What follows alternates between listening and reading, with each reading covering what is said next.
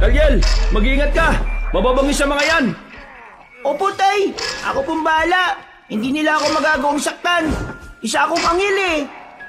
Huwag ka lang maging kampante, anak, ha? Tuso ang mga aswang na yan! Siya ang pinakapinuno ng mga aswang at iba pang mga masasamang nilalang dito sa mundo.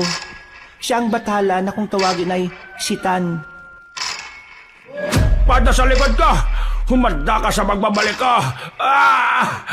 Hindi ka na makakabalik pa, Sitan! Sitan! Sitan! Sitan! Sitan!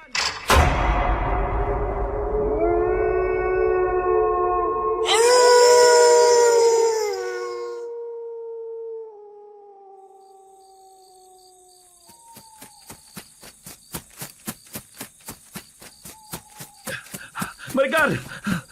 Bilisan mo! Baka maubos pa ng mga aswang ang mga taga-kabilang nayon! Sige! Nakasunod ako sa likod mo! Mauna ka na lang! At baka hindi na magandang sitwasyon doon! Walang niya talagang mga aswang yan, oh! Hindi pa rin sila nadadala hanggang ngayon! Hindi nga sila nauubos eh! Sigurado ako na may mas makapangyarihang nilalang na nagpapadala sa kanila rito! Kung hindi ako nagkakamali, kampo ng demonyo yon! Ang sabihin mo, baka siya mismo ang hari ng mga demonyo! Talaga naman oh! Pero sige, kung gusto nila ng ubusan, papatayin natin silang lahat! Teka, naririnig mo ba yung naririnig ko? Tumigil muna tayo!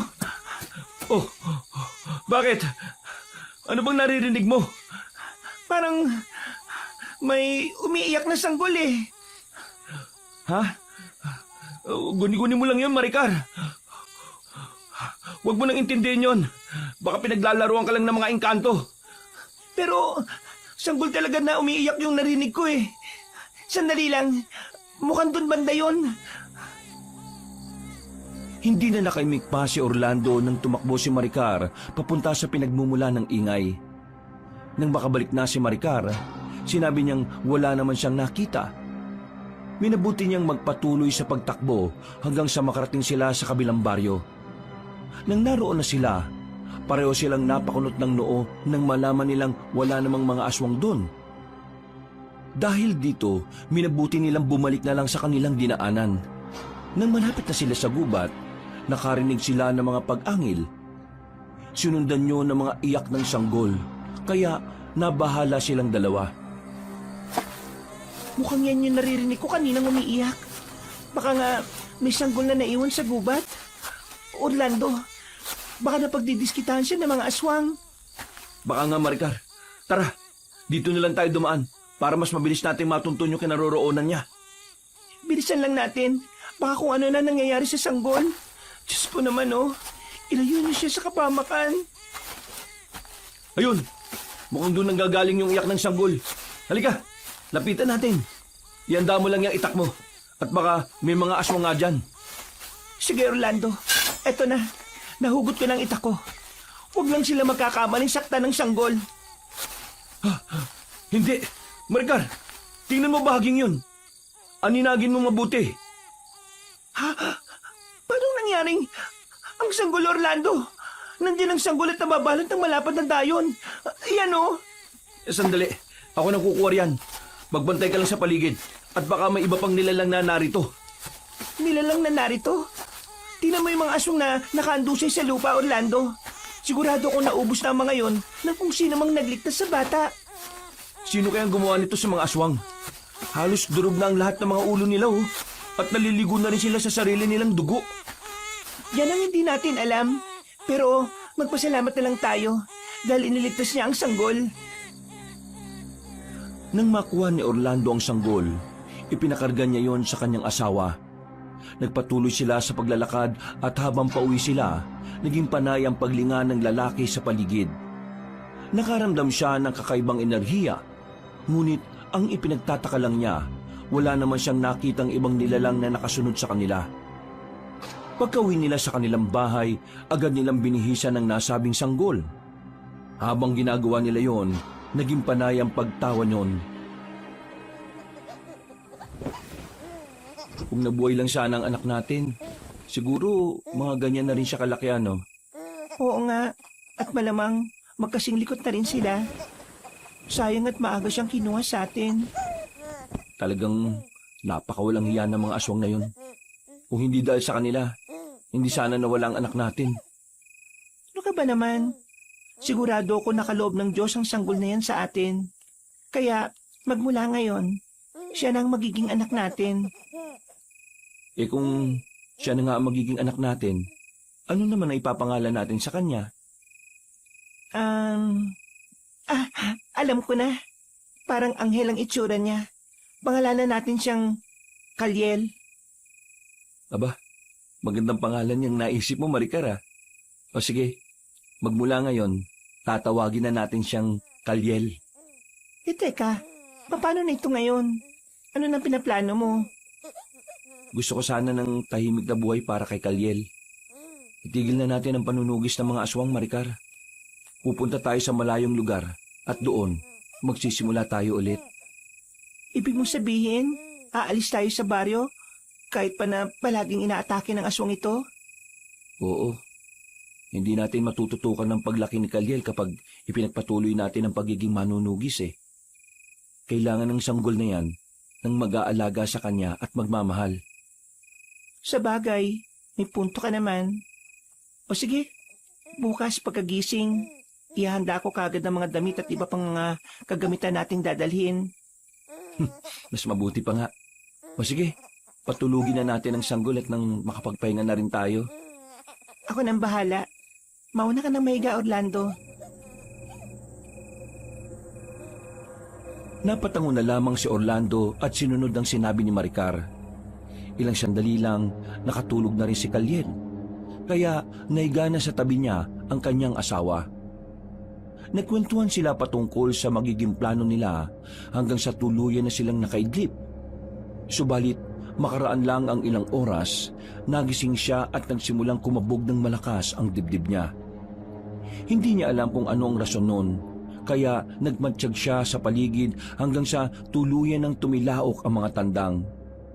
Noon lang din siya nakampante, kaya sinikap niya ang makaidlip ng kahit na ilang oras. Pagkagising niya, Oh, gising ka na pala. Bakit parang inaantok ka pa? Hindi ka ba nakatulog ng maayos? hindi eh. Ewan ko ba kung bakit bigla akong kinabahan?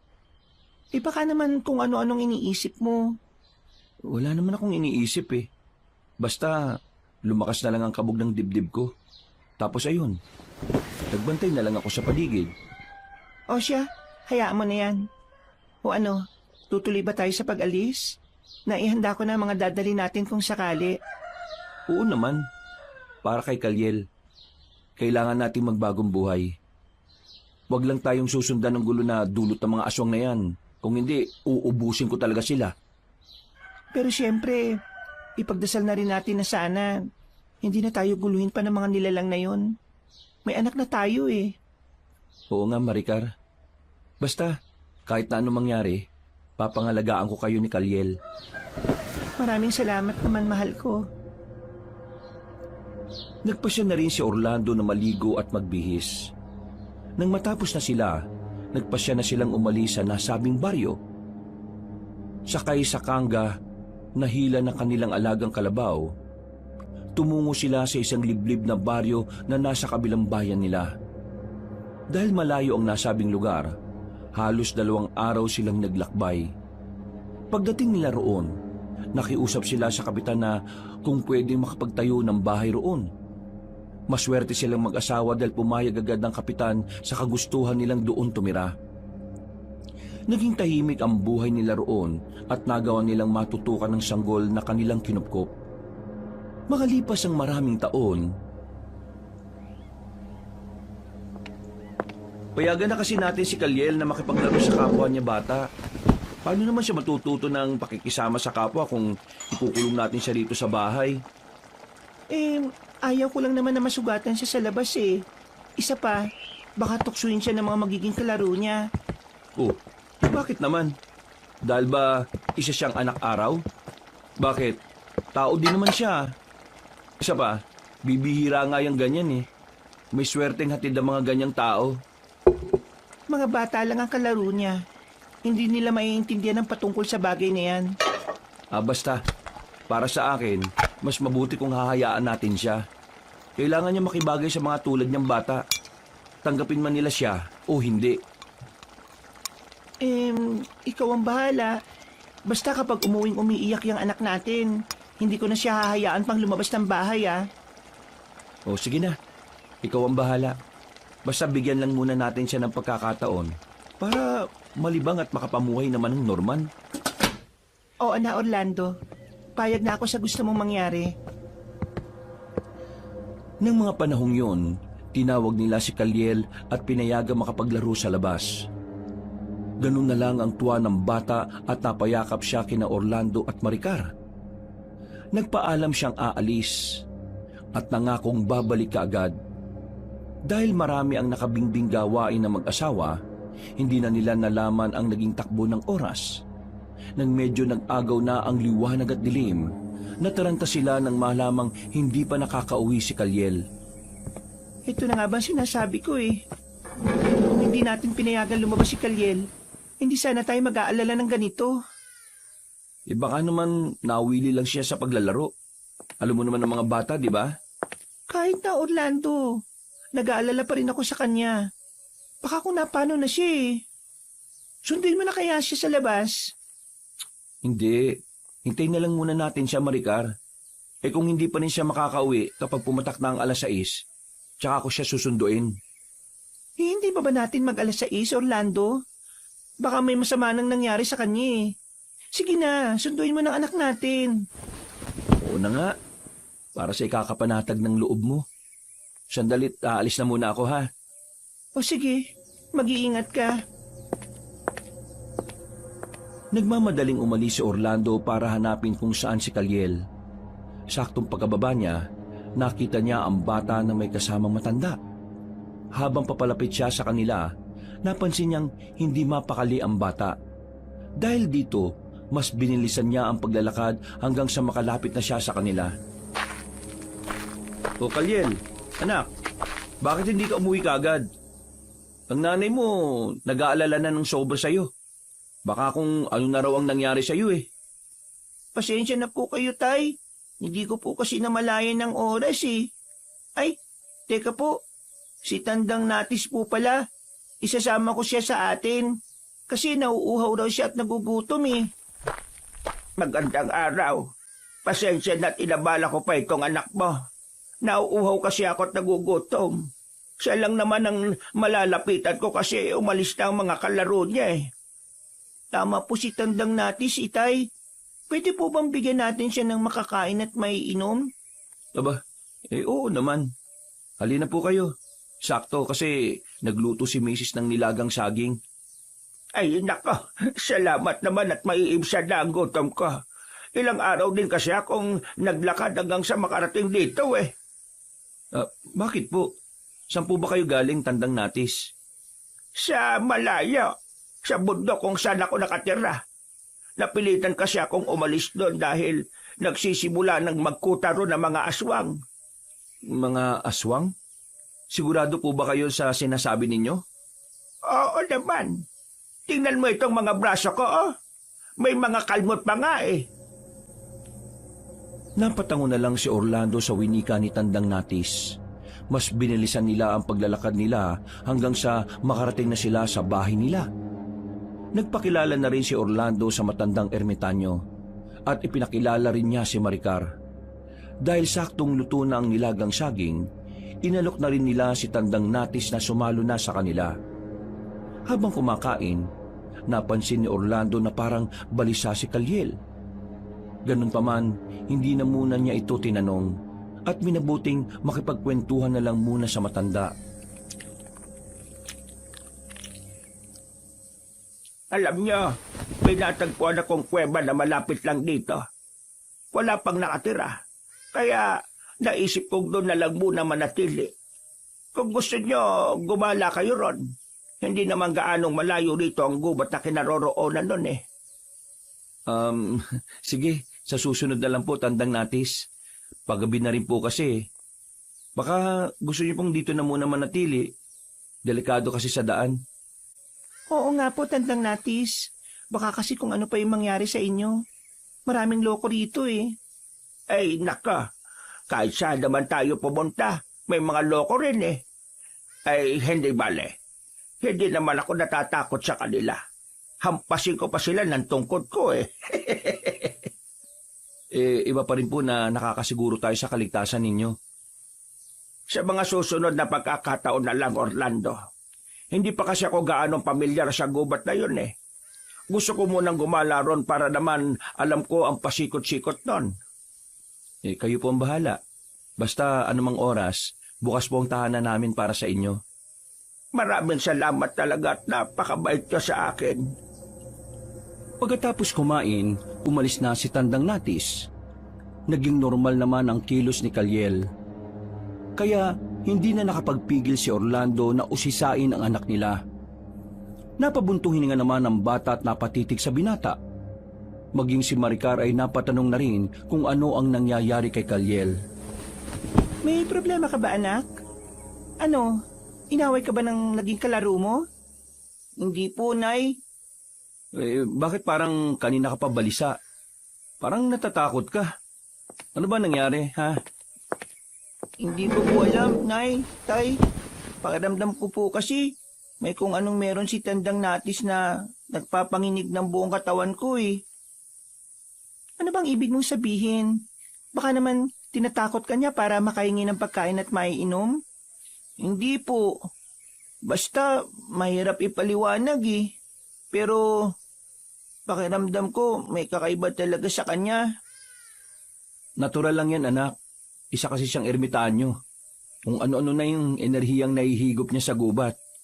Baka nga may mga alaga pa siyang engkanto eh. Baka yan ang dahilan kung bakit ka hindi mapakali kanina. Hindi ko po alam. Basta na lang ako naawa kanina sa kanya. Pero nang naglalakad na tayo, parang nakaramdam ako ng panganib. Ay, pabayaan mo na yan. Sige na, ubusin na lang natin yung nilagang saging na to para makapagpahinga. Ayos lang ba na ito na muna ang hapunan natin? Oo naman po. Sa totoo nga lang, usog na talaga ako eh. Puno na po yung tiyan ko, Tay.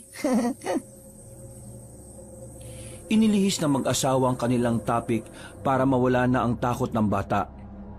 Nang matapos na silang kumain, nagkwentuhan silang tatlo patungkol sa kung ano-ano. Kalaunan, pareho silang nakaramdam ng antok. Kaya nagdesisyon silang matulog na muna.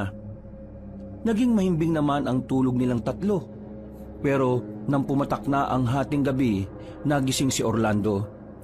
Dahil sa sigaw ng isa nilang kabaryo. Nagtaka siya kung ano yon, kaya tumayo siya at lumapit sa bintana.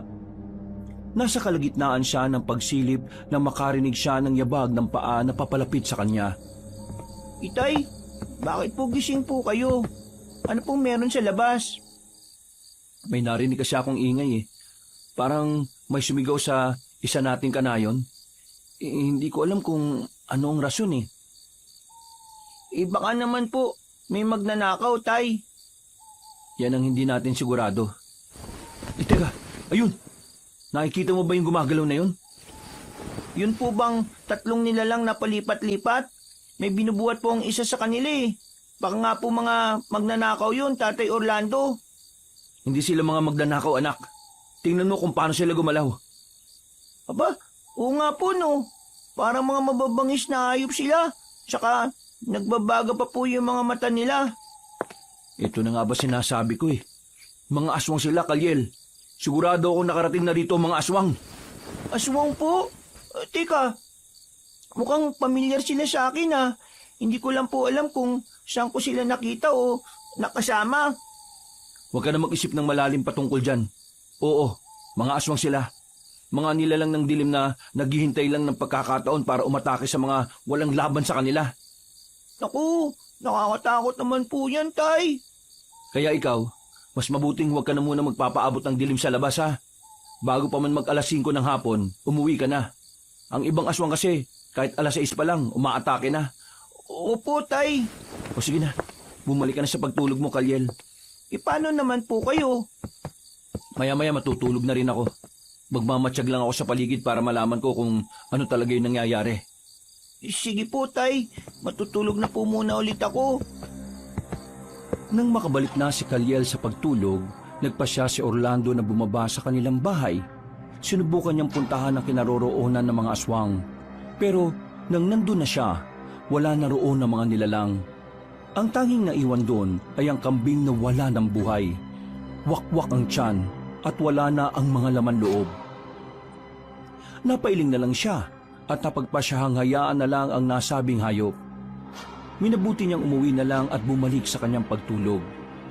Kinabukasan, naging maugong ang balita patungkol sa nasabing kambing. Naging haka-haka rin ang patungkol sa mga aswang. Kaya natakot ang lahat ng mga tao. Nay, Tay, totoo po ba talaga ang mga aswang? Hindi po ba, Itay, kagabi, mga aswang yung nakita natin? Oo anak, totoo sila. Nakita mo naman yung hubog nila, di ba? Opo, pero akala ko po kasi nagbibiro lang kayo sa ikinakwento nyo para bumalik ako sa pagtulog eh. Totoo sila, Kaliel. Mababangis na uri ng nilalang ng dilim. Mga hayok sa dugot laman. Ang ikinatatakot ko lang, baka sa susunod, hindi lang kambing ang biktimahin nila, baka pati mga tao na. Subukan lang nilang gawin yan. Hindi ako magdadalawang isip na labanan sila. Magagawa niyo pong labanan sila, Tay? Akala ko po ba, delikado ang mga yon. Oo naman, makakaya namin ng nanay mo na labanan sila. Gusto ko rin pong tumulong sa inyo, Nay. Tay? Wag na, masyado ka pang bata para dyan. Isa pa, kaya naman naming labanan sila eh. Siya nga pala, Kaliel, mas mabuti siguro kung wag ka muna makipaglaro sa mga kababata mo ha. Delikadong sitwasyon ngayon, anak.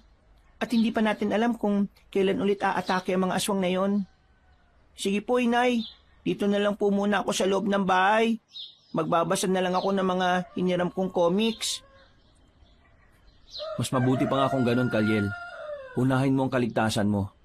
Marami pa naman pagkakataon para maglaro eh. Hindi na muna nakipaglaro sa mga batang kagaya niya si Kaliel. Gabi-gabi ring nagmatsyag sa paligid si Orlando. Pero hindi na naulit pa ang ganoong pangyayari. Isang gabi, habang nagmamatsyag sa paligid, naibaling niya ang pansin niya kay Kaliel. Lumakas ang kabog ng dibdib niya nang makitang nasa anyo ng isang anghel ang bata at may mga balahibong nagsilaglagan sa banig nito. Lalapitan na sana niya si Kaliel, pero naagaw ang pansin niya ng pag-ungol ni Maricar. Nang muli niyang ibaling ang atensyon niya sa bata, naging normal na tao na ang anyo nito. Maricar, anong nangyayari sa'yo? Bakit bigla kang umungol na malakas? Nananaginip ka ba, mahal? Oo, pero parang totoo. Nakita kong sarili ko na nakagapos sa malapad na bato.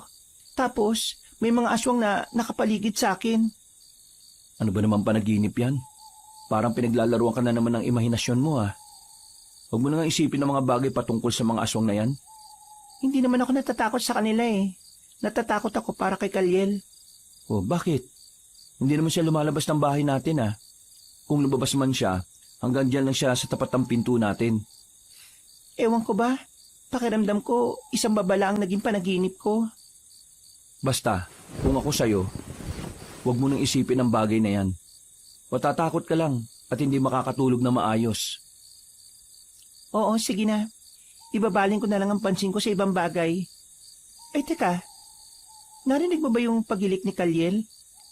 Napaka-komportable niya sa higaan niya, oh. Oo nga eh. Pero wala ka bang napapansin kakaiba sa kanya? Anong ibig mong sabihin, Orlando? Wala naman ako napapansin sa kanya eh. Bago ka umungol, naibaling ko kasi ang pansin ko sa kanya. O, tapos? Nakita ko nagliliwanag ang katawan niya. Tapos, bigla siyang lumutang. Lumutang? Paano nangyari yun? Ay nako, baka inaantok ka na. Matulog ka na muna kung hindi mo na kaya. Sige na. Hindi pa naman ako inaantok. Pero oo, lumutang siya.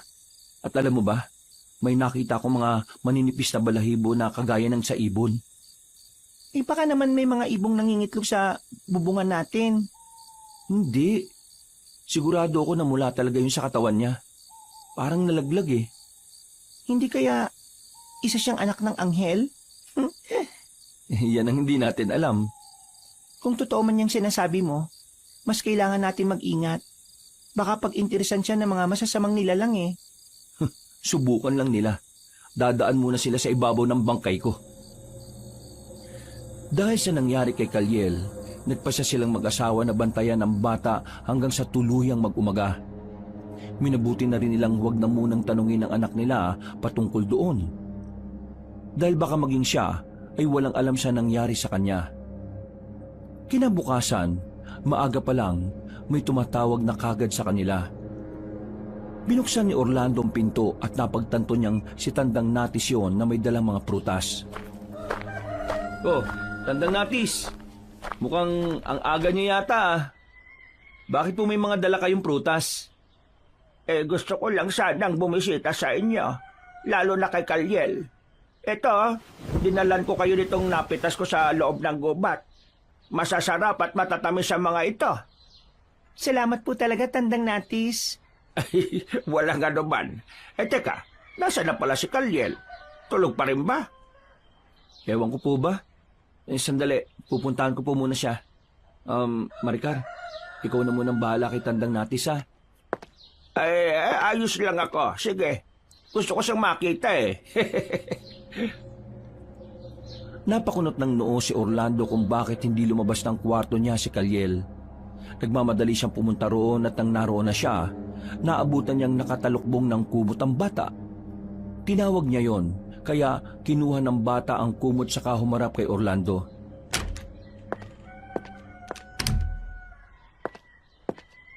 Ano ba nangyayari sa'yo, Kaliel? Bakit parang natatakot ka? Wala po, Tay. Hindi ko nga po alam eh. Nanginig lang po bigla yung buong katawan ko. Parang may kinatatakutan ako. Baka naman masama lang ang pakiramdam mo. Halika sa labas. Nandun si Tandang Natis. May dala siyang mga prutas. At para sa'yo daw lahat ng mga yon. Talaga po? Oo. Hinahanap ka nga niya eh. Halika na, anak. Naghihintay siya sa'yo eh. Sige po, Tay. Teka po. Wala po ba kayong napapansin kakaiba sa kanya? Ano bang ibig mo sabihin, anak? Nakikita ko po kasi yung parang liwanag na nakapalibot sa tao eh. Katulad ng sa inyo ni Nanay. Kulay puti po ang nakapaligid sa inyo. Pero si Tandang Natis po. Oh, bakit? Ano bang kulay ng aura niya? Kulay itim po, Itay eh. Ano po kaya ibig sabihin nun? Hindi ko rin alam. Pero sige, pabayaan na muna natin ang mga aura-aura na yan. Halika na, naghihintay siya sa'yo. Gusto ka raw niyang makita eh. Sige po, Tay Orlando. Bumalik si Orlando sa sala at kasama na niya si Kaliel. Nang naroon na, nagkwentuhan sila at sinabi ng matandang ermitanyo na gusto niyang isama si Kaliel sa kuweba nito. Subalit, dahil sa sinabi ng bata patungkol sa may itim na aura ng matandang ermitanyo, hindi pumayag si Orlando. Siguro po sa susunod na lang, Tandang Natis. Hindi kasi sanay si Kaliel sa mga gubat eh. Mabilis lang naman sana. Igagala ko lang sana siya sa kuweba ko. Ihahatid ko lang din sana siya kagad. Sa susunod na lang po, Tandang Natis. Pangako po, sasama na ako sa susunod. Basta po kasama si Nanay o si Tatay ha. Sige. Basta pangako mo yan, Kaliel ha. Oo naman po. Napangiti na lang si Tandang Natis saka nagpaalam na aalis na. Nung wala nang matanda, napagkwentuhan nila ang patungkol sa maitim na aurang yon. Napailing na lang si Orlando at napaisip kung totoo nga bang sinasabi ni Kaliel o baka pinaglalaruan lang siya ng kanyang mga mata dahil sa kalagayan niya. Minabuti nilang huwag nang kainin ang prutas dahil baka kung ano pa ang mangyari sa kanila. Kinagabihan, matutulog na sana silang tatlo nang makarinig sila ng ingay sa hindi kalayuan. Alam nila na sa baryo lang nila nanggagaling yon, kaya nabahala sila. Maricar, mahal, magpaiwan ka na rito ha. Samahan mo lang si Kaliel. Aalis muna ako at aalamin ko kung ano ba yung nangyayaring yun. Hindi kita pwedeng hayaan na mag-isang susugod doon. Sasama ako sa'yo. Wag na. Walang makakasamang anak natin dito. Mamaya baka kumapano pa siya rito. Hayaan mo, babalik din kagad ako. Pero delikado ang gagawin mo eh. Mukhang marami ang mga aswang na nananalasa sa kanayunan. Baka kung ano pa mangyari sa'yo, Orlando. Ako rin po. Gusto kong sumama sa inyo. Tutulong din po ako, inay, tay. Hindi anak. Dito ka lang sa bahay natin. At baka kumapahama ka pa. Mas ligtas ka kung may iwan ka rito. Pero baka kung sundin mo na lang ang sinabi ng tatay mo, anak. Mas ligtas ka dito sa bahay. Teka, Orlando, baka hindi mo sila kayanin. Kailangan mo ng tulong ko. O sige Maricar, kung gusto mong sumama, papayagan kita. Pero siguraduhin na lang muna natin na nakasara ng mabuti ang mga bintana sa kapintuan bago tayo umalis. Baka kasi makapasok ang mga aswang dito sa atin eh. Sandalit kukunin ko lang ang mga itak natin. Sige, gabayan sana tayo ng Panginoon. Isuot mo na rin ang medalyon mo at nang may karagdagang proteksyon tayo. Kailangan pa ba yon? May mga mutya naman tayong naisubo saka naibaon na sa katawan natin yon. Sige lang, mas mahalaga may iba pa tayong proteksyon. Ang mutya ay galing sa kalikasan at ang medalyon naman natin nagmula sa karunungan ng Diyos. O siya, sige na. Sandali lang at kukunin ko rin yung mga yon at na makaalis na tayo. Nang makabalik na si Maricar, inihabilin ni Orlando si Kaliel na wag lalabas kahit na ano pa man ang mangyari. Napatungo naman ang bata at isinara niya ang pinto nang makababa na sina Orlando.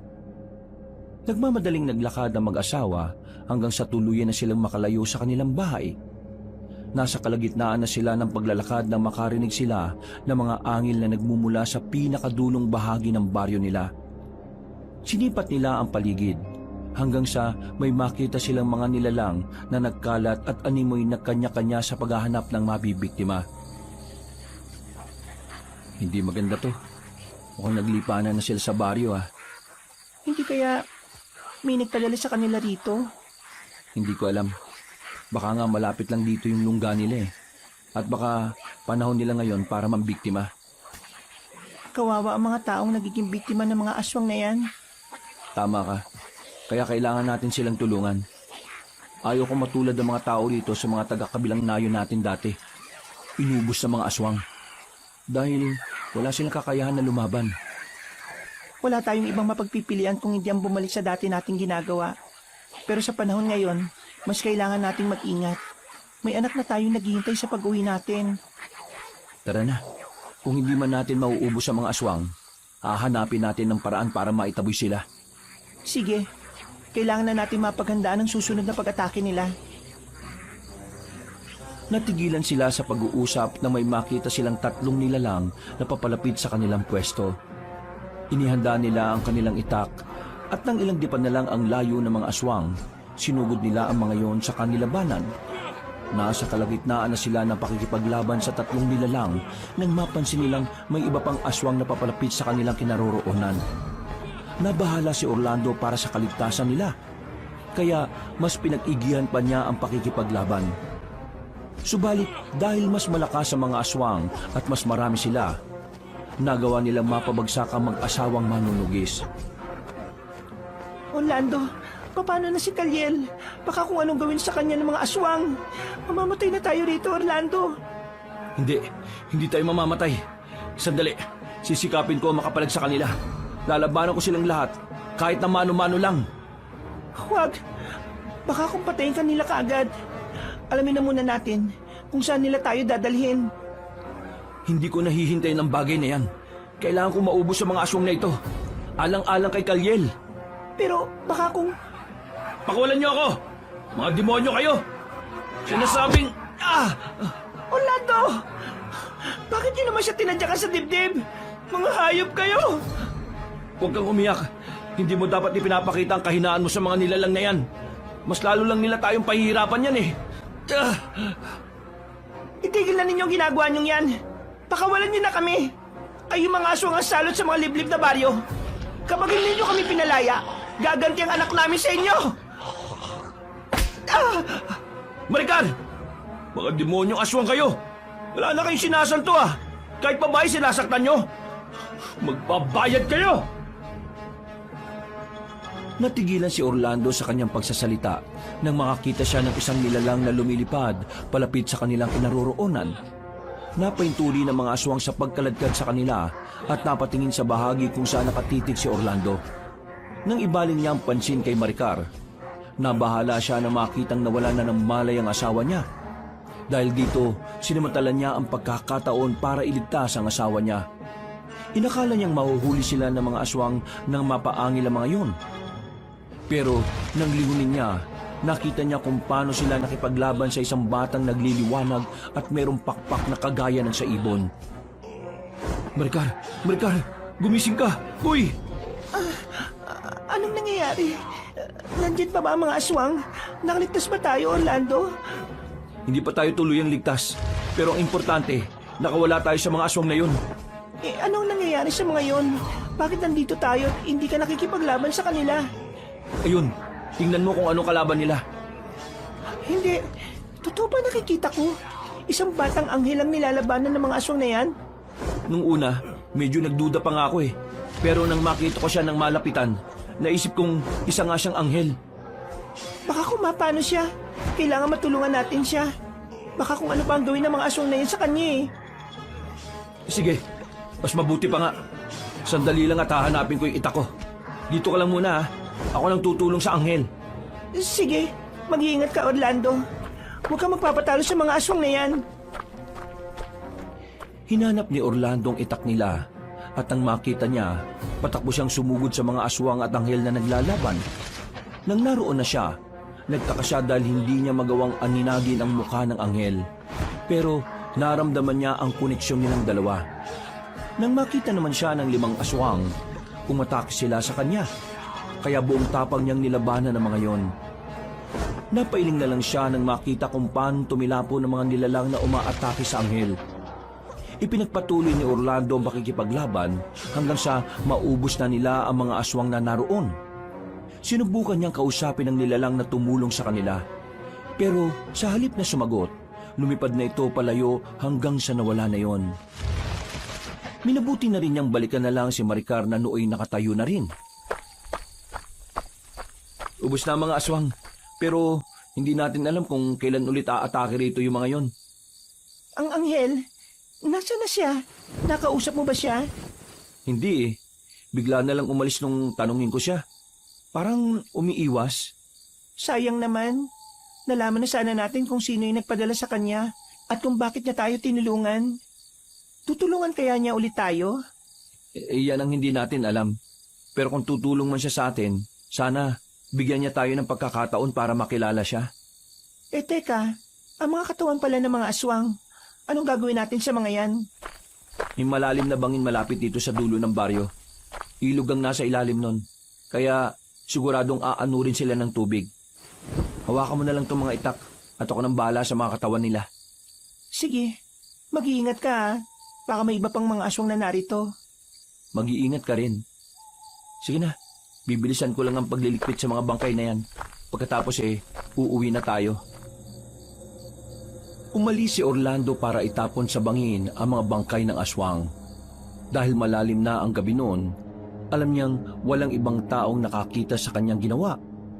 Halos inabot siya ng 1 oras bago niya maitapon lahat ng katawan. Noon din, binalikan niya si Maricar at niyayang umuwi na. Dulot na matinding pagod niya, agad siyang nakatulog at hindi na nakapaglinis ng kanyang katawan. Kinabukasan, naging matunog sa kanilang baryo ang patungkol sa pananalasa ng mga aswang. May kwento ring kumalat na may nakakita kung paano labanan ng isang babae at lalaki ang mga nilalang. Nakapagtataka lang talaga. Hindi man lang natin nakita kung sino mang saksi ng anghel. Baka naman sa atin lang talaga siya nagpakita, Orlando. Ano po yung pinag-uusapan nyo, Nay? Tay? Anghel po ba? Oo anak. Kagabi kasi, nung nakikipaglaban kami ng nanay mo, may tumulong sa aming anghel. Parang bata pa siya eh. Pero nakita ko kung paano siya makipaglaban. Mas bihasa pa siya sa akin. Baka naman po hindi siya totoong anghel, Itay. Totoo siya, anak. Nakita ko nga nagliwanag ang katawan niya eh. Saka may pakpak siya na parang sa ibon. Ay nako, kung anghel man siya o hindi, magpasalamat na lang tayo kasi tumulong siya sa atin. Hindi rin nagkaroon ng pagkakataon ng mga aswang na maghasik ng lagim dito. Kaya ikaw, Kalyel, mag-iingat ka palagi ha. Huwag kang gagala sa kung saan-saan at uuwi ka lang kung kailan mo lang gustuhin. Opo, mag-iingat ako palagi, Nay. Saka, hindi rin naman po ako nakikipaglaro sa mga bata rito eh. Mas gusto kong dumito na lang sa bahay natin. Yan, mabuti yan anak. Hindi naman masama makipaglaro eh. Pero sa panahon ngayon, unahin mo na muna yung kaligtasan mo. Opo, Tay. Ilang araw ring naging matunog ang patungkol sa nangyari. Nang medyo humupa na ang kwento patungkol kina Orlando, naging normal na rin naman ang buhay nila. Ganun pa man, hindi sila nakampante. At kapag sumasapit ang dilim, inihahanda na nila ang sarili nila para sa muling pananalasa ng mga aswang. Ikinuwento na rin nila kay Kalyel ang pagiging manunugis nila para maintindihan nito ang kung anong klase ng buhay ang meron sila. Kaya kami lumipat dito para mabigyan ka namin ng maganda at tahimik na buhay. Dito kasi wala gaanong nakakakilala sa amin. Eh bakit po may mga aswang ding umaatake dito? Hindi po kaya nasundan nila tayo? Yan ang hindi natin alam, anak. Pero mukhang hindi naman siguro. Baka talagang nandito na sila bago pa man tayo tumira rito. Pero bakit po tayo titira pa dito kung ganito din naman pala yung sitwasyon sa lugar na to? Pero alam niyo po, hindi po ako natatakot sa mga aswang na yan eh. Gusto ko nga pong sumama sa inyo para labanan sila. Ay nako, kung ako sa'yo anak, at tupagin mo yung pagbabasa ng mga aklat at comics.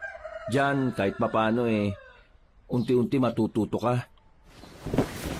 Tama ang tatay mo.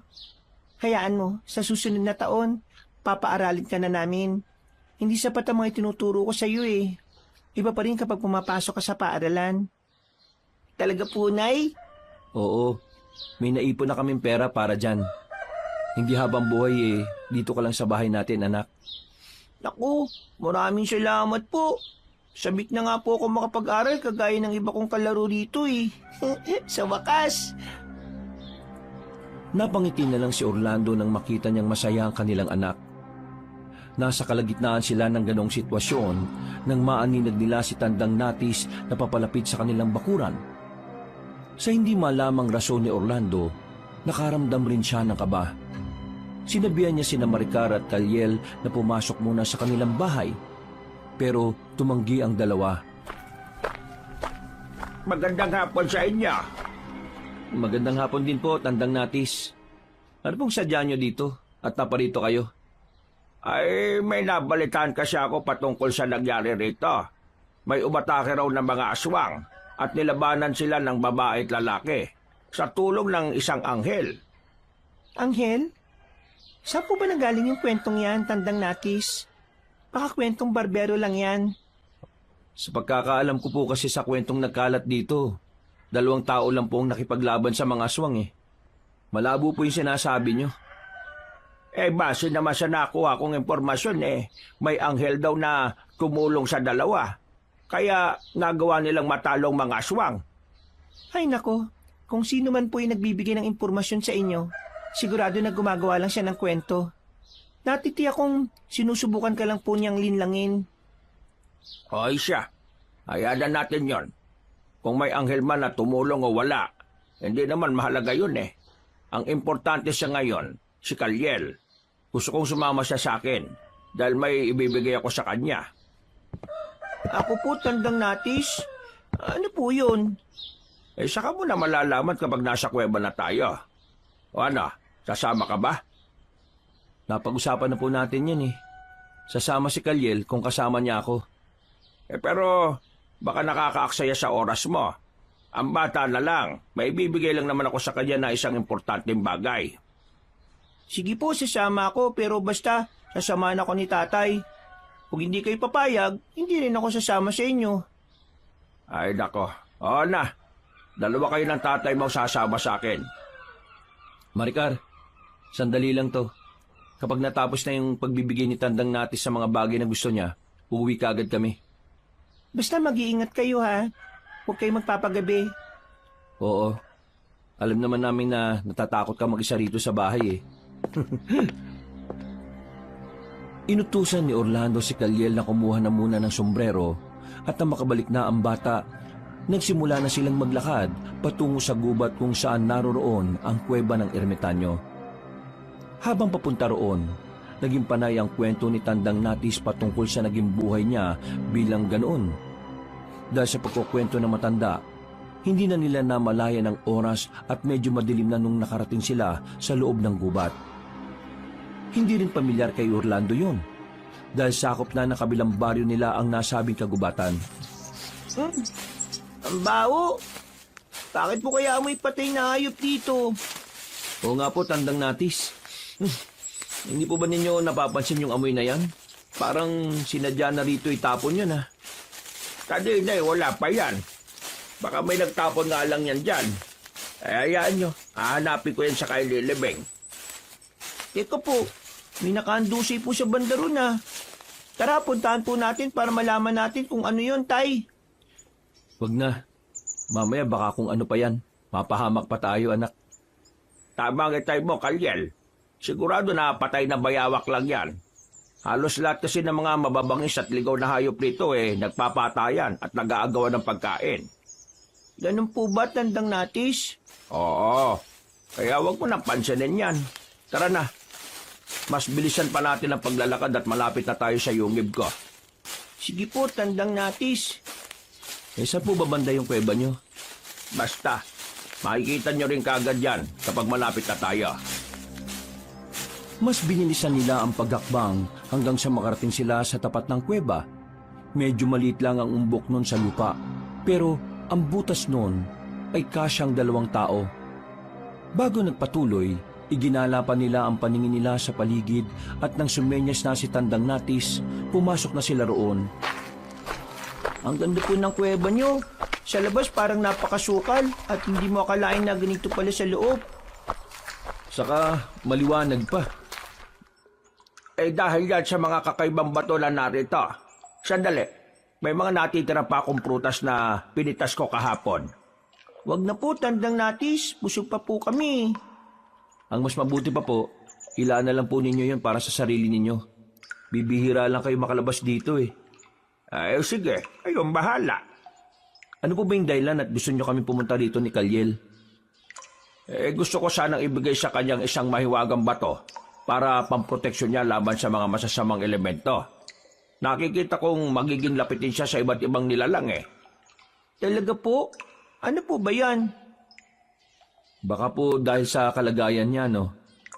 Yan ang hindi natin alam. Pero sigurado ako na may mas malalim pagdahilan. Nababasa ko ang aura niya at hindi ko maintindihan ang liwanag na bumabalot sa katauhan niya. Ano pong ibig niyong sabihin? Hindi ko pa alam. Pero Kaliel, ikaw lang ang makakapagsabi kung ano ang meron sa dugong nananalaytay sa'yo. Wala ka bang natatandaan na nangyari sa'yo nung bata ka pa? Wala po eh. Bakit po?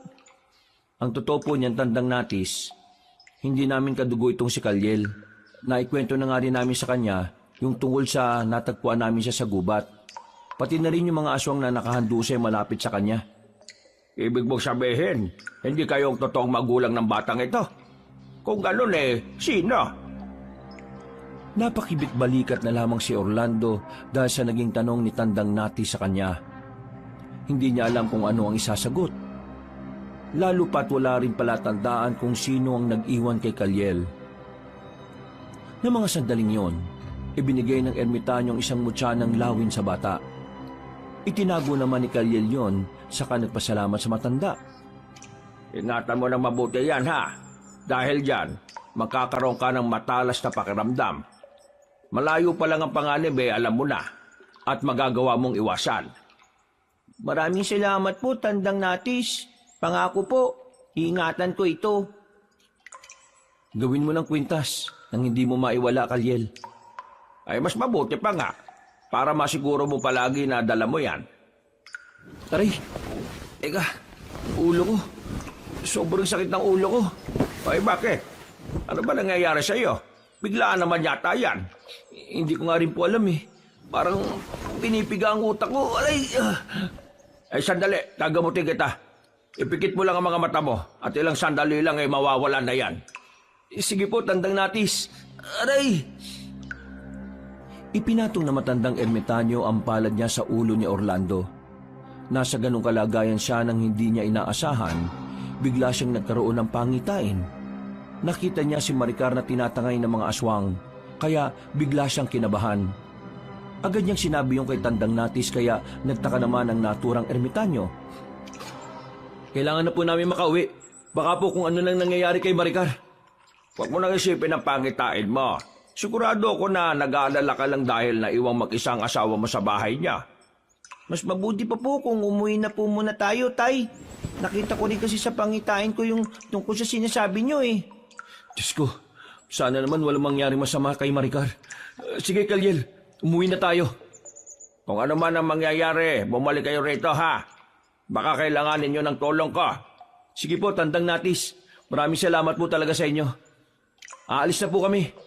Mag-iingat kayong dalawa, lalo ka na Kalyel. May malaki ka pang misyon dito. Ano pong ibig niyong sabihin? Basta, sa susunod na lang natin pag-usapan ang bagay na yan. Sige na, baka kailangan na kayo ni Maricar. Noon din, lumabas sina Orlando sa kuweba. Napalingon pa sila roon at agad na nakaramdam ng kilabot. Dahil madilim na ang paligid, binilisan nila ang paglalakad nila hanggang sa makarating na sila sa baryo nila.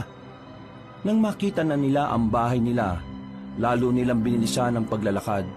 Subalit, nang maaninag niyang nakatiwangwang ang bintana at pinto sa ganong oras, nabahala na si Orlando. May nangyari sa nanay mo. Tara, kailangan makarating kagad tayo sa bahay at ang malaman natin kung ano yun. Teka po, may naririnig akong sigaw ng babae sa malayo. Diyos ko, sana naman hindi si Maricar yun. Mukhang papunta po sa bundok, Tay. Basta boses ng babae ang naririnig ko. Kalyel, tumakbo na tayo pa uwi. Baka kinuha siya ng mga aswang. Ang mga hayop na yun. Magbabayad sila kapag may ginawa silang masama kay Maricar. Nang makarating sila sa tapat ng bahay nila, naging panay ang pagtawag nila kay Maricar. Subalit, nang walang sumasagot, pumasok na sila. Ganun na lang ang kabang naramdaman ni Orlando nang malamang wala roon ang asawa niya. Lumabas pa siya para alamin kung nandoon ang babae, ngunit wala ng presensya yon. Wala rito si Maricar. Wala akong alam na pwede niyang puntahan. Wala naman siya kaibigan dito eh. Iba ka po tama yung naging pangitain natin, Tay. Sana nga hindi. Pero kung totoo, kailangan kong iligtas ang nanay mo. Baka kung anong gawin sa kanya ng mga aswang. Sasama po ko sa inyo, Tay. Pero masyado ka pang bata. Baka kung pagtulungan ka ng mga aswang at pati ikaw, mapahamak. Hindi naman po siguro, Tay. May ibinigay naman sa akin si Tandang Natis eh. At sigurado na makakatulong din ito sa atin. Sige, ikaw ang bahala. Pero bago siguro ang lahat, bumalik muna tayo kay Tandang Natis. Baka matulungan niya tayong mahanap yung kinaroroonan ni Maricar. Sige po, Tay. Pero bago tayo umalis, kunin muna natin ng itak at ang may panlaban tayo kung sakali. Pakikuha mo na rin yung gasera at ang may magamit tayo pang ilaw. Opo, Tay. Sandali lang po. Habang naghihintay kay Kalyel, napaisip si Orlando kung ano ang motibo ng mga aswang para dukutin si Maricar. Nang mapagtanto niyang baka gusto silang gantihan ng mga aswang, nanginig ang kalamnan niya dahil sa galit. Pagkabalik ni Kalyel, mabilis silang pumunta ulit sa gubat para manghingi ng tulong sa matandang ermitanyo. Pagdating nila roon, pareho silang nagtaka sapagkat wala na ang kuwebang naroon. Ang tanging nakita nila roon ay isang malaking bato na binalutan ng naglalakihang baging at ugat ng puno. Ilang beses din silang tumawag kay Tandang Natis, pero walang sumasagot sa kanila. Mukhang naligaw tayo, Kalyel. Baka hindi ito yung kuweba ng matandang ermitanyo. Ito po yun, Tay. Natatandaan ko po yung mga punong nakatayo malapit dito eh. Sigurado po ako na dito tayo pumasok. Bakit kaya walang lagusan dito? Baka namalikmata lang tayo, Kalyel. Sandali po. Pakikiramdaman ko po kung ito yung kuwebang yon o hindi. Ha? Ito yun. Sigurado po ko, Tay. Kakaibang enerhiyang nagmumula dyan eh. At nararamdaman ko rin kanina. At naramdaman ko rin yan kanina. Bakit kaya wala siya rito? Hindi kaya nilinin lang niya tayo? Hindi ko po alam. Para po kasing... Sino kayo? Bakit kayo nandito? Kami po ito, Tandang Natis. Sina Orlando at Kalyel po. Ay, kayo pala. Teka, bakit bumalik kayo rito? May kailangan ba kayo? Opo, may nangyari po kasi, Tandang Natis. Ay, bakit? Ano ba nangyari? Isinalaysay nila ang patungkol sa pagkawala ni Maricar. Humingi rin sila ng tulong sa matanda para malaman kung saan ang lokasyon ng babae. Noon din, ikinumpas na matanda ang tungkod niya sa ere at sa isang pagkisap ng mga mata ni Orlando, nakita niyang nagbagong anyo ng malaking bato na nasa harapan nila. Naging isang kuweba yon at animoy humawi sa mga ugat at baging na bumabalot doon. Pumasok sila sa kuweba at sinubukang alamin ng ermitanyo ang kinaroroonan ni Maricar. Hindi ko makita kinaroroonan nila. Nababalot siya ng maitim na aura. At parang may bumabakod doon. Kaya malabo. Ano pong ibig niyo sabihin, Tandang Natis? Hindi karaniwan ang dumukot sa kanya. Malakas ang kutob ko na may mas malalim siyang motibo sa ginawa niya. Iisa lang ang paraan para malaman natin kung saan naroon si Maricar. Ano po yun, Tandang Natis? Oo nga po. Kahit na ano, basta mailigtas lang namin siya. Hindi ko kaya kapag nawala siya. Isa pa, masyado pang bata si Kalyel. Ano po bang kakailanganin natin? Dugo ng isang anghel na may dugong engkanto. Yan ang kailangan natin. Isa naman po tayo makakakita nun. Oo nga, Tandang Natis. Malabo po tayo makakuha niyan. Kung hindi natin makukuha ang bagay na yan, sigurado na mahihirapan tayong matunto ng lokasyon ni Maricar. Wala na akong ibang alam na paraan para mahanap natin siya. Balot ng itim na aurang lugar kung saan siya dinala. Ano po bang ibig sabihin kapag may itim na aura, Tandang Natis? Kapag ganyan, ibig sabihin masama ang tao o puno ng kasamaan ng isang lugar. Kaya kailangan natin mag-ingat. Bibihira lang ang nakakakita ng mga aura. Kung ganun po, posible rin na makakilala at konektado ang mga nilalang na may itim ng aura? Kaya sige na, Orlando.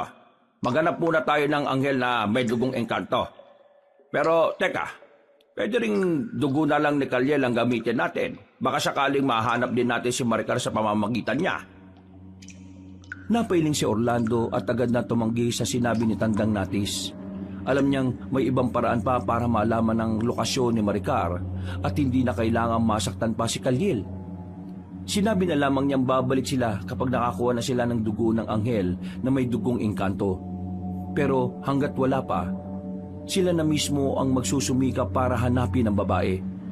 Noon din, nagpaalam sila ni Kalyel upang puntahan ang bundok na pinakamalapit sa kanilang lugar. Tara na, kailangan mahanap kagad natin ng nanay mo. Kung tamang sinasabi mong papunta sa bundok ang narinig mong sigaw, ibig sabihin, doon siya dadalhin ng mga aswang. Ano po kaya kung dugo na lang po ang gamitin natin? Baka naman po kung sakali, mahanap din natin kagad si nanay. Huwag na anak. Hindi natin alam kung ano talagang intensyon ng ermitanyong yun eh. Isa pa, narinig mo naman ang sabi niya, di ba? Yung alin po? Yung patungkol sa maitim na aura? Oo anak, hindi ba't nasabi mo dati na maitim ang aura ng ermitanyong yon? Malakas ang kutob ko na masama siya. Baka may kinalaman nga siya sa pagkawala ni Maricar eh. Pero ano po kaya ang rason niya at bakit niya tayo ginugulo? Yan ang hindi pa natin alam. Pero kung ano man yan, siguradong masama yan at pansariling interes lang ang iniisip niya. Hindi na po ba tayo babalik sa kanya? Teka po, paano na itong mutya ng lawi na ibinigay niya sa akin? Itatapon ko na po ba? Huwag na muna, Kalyel. Hindi pa natin alam kung ano talaga nandyan sa mutya eh. Kapag malalaman natin masamang epekto niyan sa'yo, saka na natin yan itatapon. Sige po tay, kayo po masusunod. O sige na anak, kailangan mahanap kagad natin ng nanay mo. Bago pa man magtagumpay ang aswang sa kanilang masamang binabalak. Humanda rin sa akin ang matandang ermitanyo na yon kapag nalaman kung may kinalaman siya sa pagkawala ng nanay mo. Habang binabaybay nila ang daan patungo sa bundok, may mga narinig silang mabibilis na yabag ng paa. Natigilan sina Orlando at nagmatsyag sa paligid. May naamoy silang malansang samyo. At makaraan lang ng ilang minuto, may narinig silang sigawan ng mga tao sa nayon. Pareho silang kinutuban, kaya sa halip na dumiretso sa bundok, nagkasundo silang tumungo sa kanayunan para alamin kung ano ang nangyayari. Sigurado na mga aswang ang mga yan. Hindi pa rin sila nadadala Manda sila. Ano pong binabalak natin? Unahin na po ba muna natin ang mga kanayo natin? Oo, kapag masiguro nating ligtas sa mga kabaryo natin, saka natin ipagpapatuloy ang pagpunta sa bundok. Baka naman magkataon magpakita ulit ang anghel. Pero po, hindi po ba kasalanan na huliin natin ng isang anghel? Baka po kung ano pong maging balik nun sa atin Hindi naman natin siya papatayin Ay, ganun po ba? Sige po, Tay. Sana magpakita siya para makahingi tayo ng kaunting dugo mula sa kanya. Sana nga. At sana, isang anghel na may dugong engkanto ang makita natin. Tara na, Kalyen. Kapag marami na mga aswang, magtago ka na lang muna para walang masamang mangyari sa iyo, ha? Sige po, Tay. Dahil mas naging malakas ang sigawan na talatang may kung anong kinatatakutan ng mga tao, mas pinili nilang tumakbo patungo sa kanayunan. Nang natatanaw na nila ang nayon, nakita nila ang iilang kabahayan na nasusunog. May ilang nakalumpasay sa lupa at ang iilan sa mga tao ay nakahandusay na at walang buhay. Dito ka lang sa likod ng punong to. Magtago ka na mabuti, ha? At baka makita ka ng mga aswang. Sige po, Tay. Huwag po kayo mag-alala sa akin. Kapag po may nakita akong aswang na papalapit dito, lalabanan ko po sila. Wag na, anak. Baka hindi mo pa kaya Lalo pat bata ka lang. Mas mabuting umiwas ka na muna sa kanila. Sige po. Kung yan po ang mas nakabubuti, yan ang gagawin ko, Tay. Akyat na lang po muna ako sa puno kung sakali. Mas mainam pa nga. Para naman hindi ka madaling mapansin ng mga aswang. O sige na, anak. Tutulungan ko na muna yung mga kabaryo natin. Sige po, mag-ingat po kayo, Tay, ha? Ikaw rin, Kalyel. Magtago ka rito na mabuti. Patakbo siyang tumungo sa mga taong nakalumpasay sa lupa para usisain sila.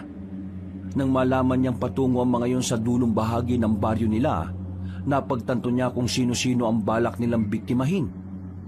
Akwang pupuntahan sana niya mga aswang nang marinig niya ang malakas na pagsigaw ni Kalyel. Nabahala siya roon, kaya binalikan na muna niya ang bata.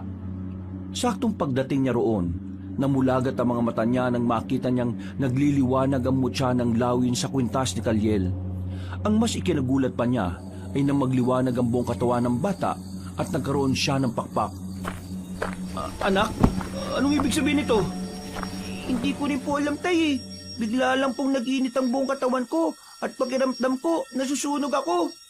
Tapos po, nakita ko nagliwanag yung mutya bigay ni Tandang Natis at naging ganito na po ako. Ibig sabihin, ikaw yung anghel na tumulong sa amin ng nanay mo? Hindi ko po alam.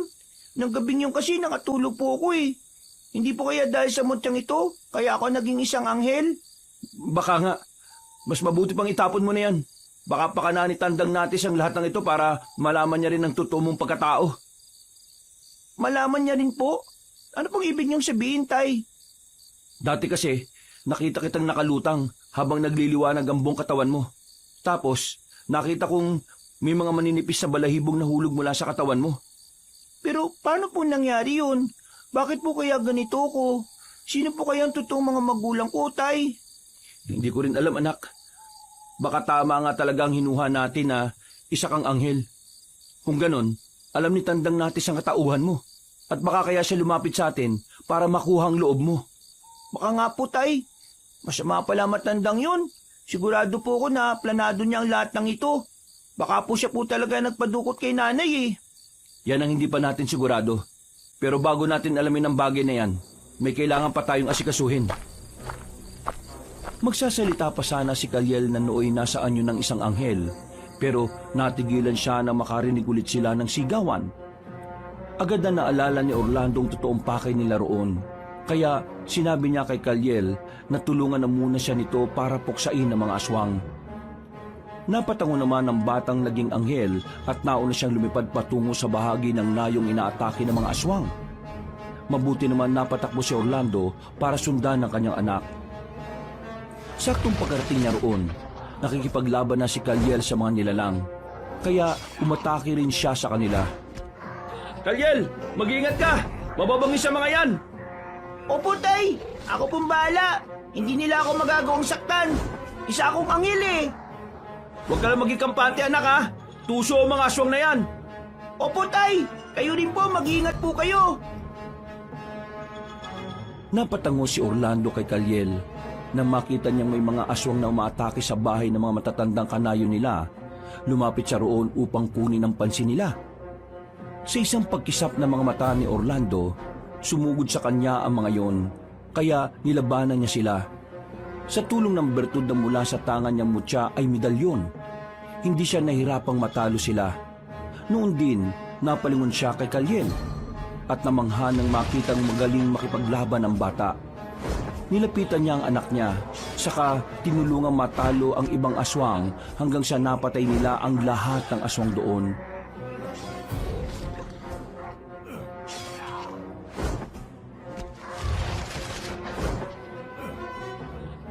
Hindi ko akalain na magaling ka pala makipaglaban kapag nasaan yung anghel ka, anak. Ako nga rin po, tay. Ewan ko ba, para pong may enerhiyang nagtutulak na at nagtuturo sa akin. Sigurado ko na ang kakayahan at katauhan mo bilang isang anghel ang nagtutulak sa'yo. Teka, kinakailangang walang makakita ng pagiging anghel mo. Delikado ka kay Tandang Natis. Sige po, mas mabuting magpalit na lang ako ng anyo. Sige na, bumalik ka na sa anyo mo bilang isang bata. Alam na ng ermitaryo ang totoo mong anyo. Kailangang hindi ka niya malapitan at masaktan. Tay, mukhang may papalapit dito. O sige na, magpalit anyo ka na. Bago pa may ibang tao na makakita sa totoong katauhan mo. Kailangan na nating hanapin ang nanay mo. Sige po, eto na, magpapalit na po ako ng anyo.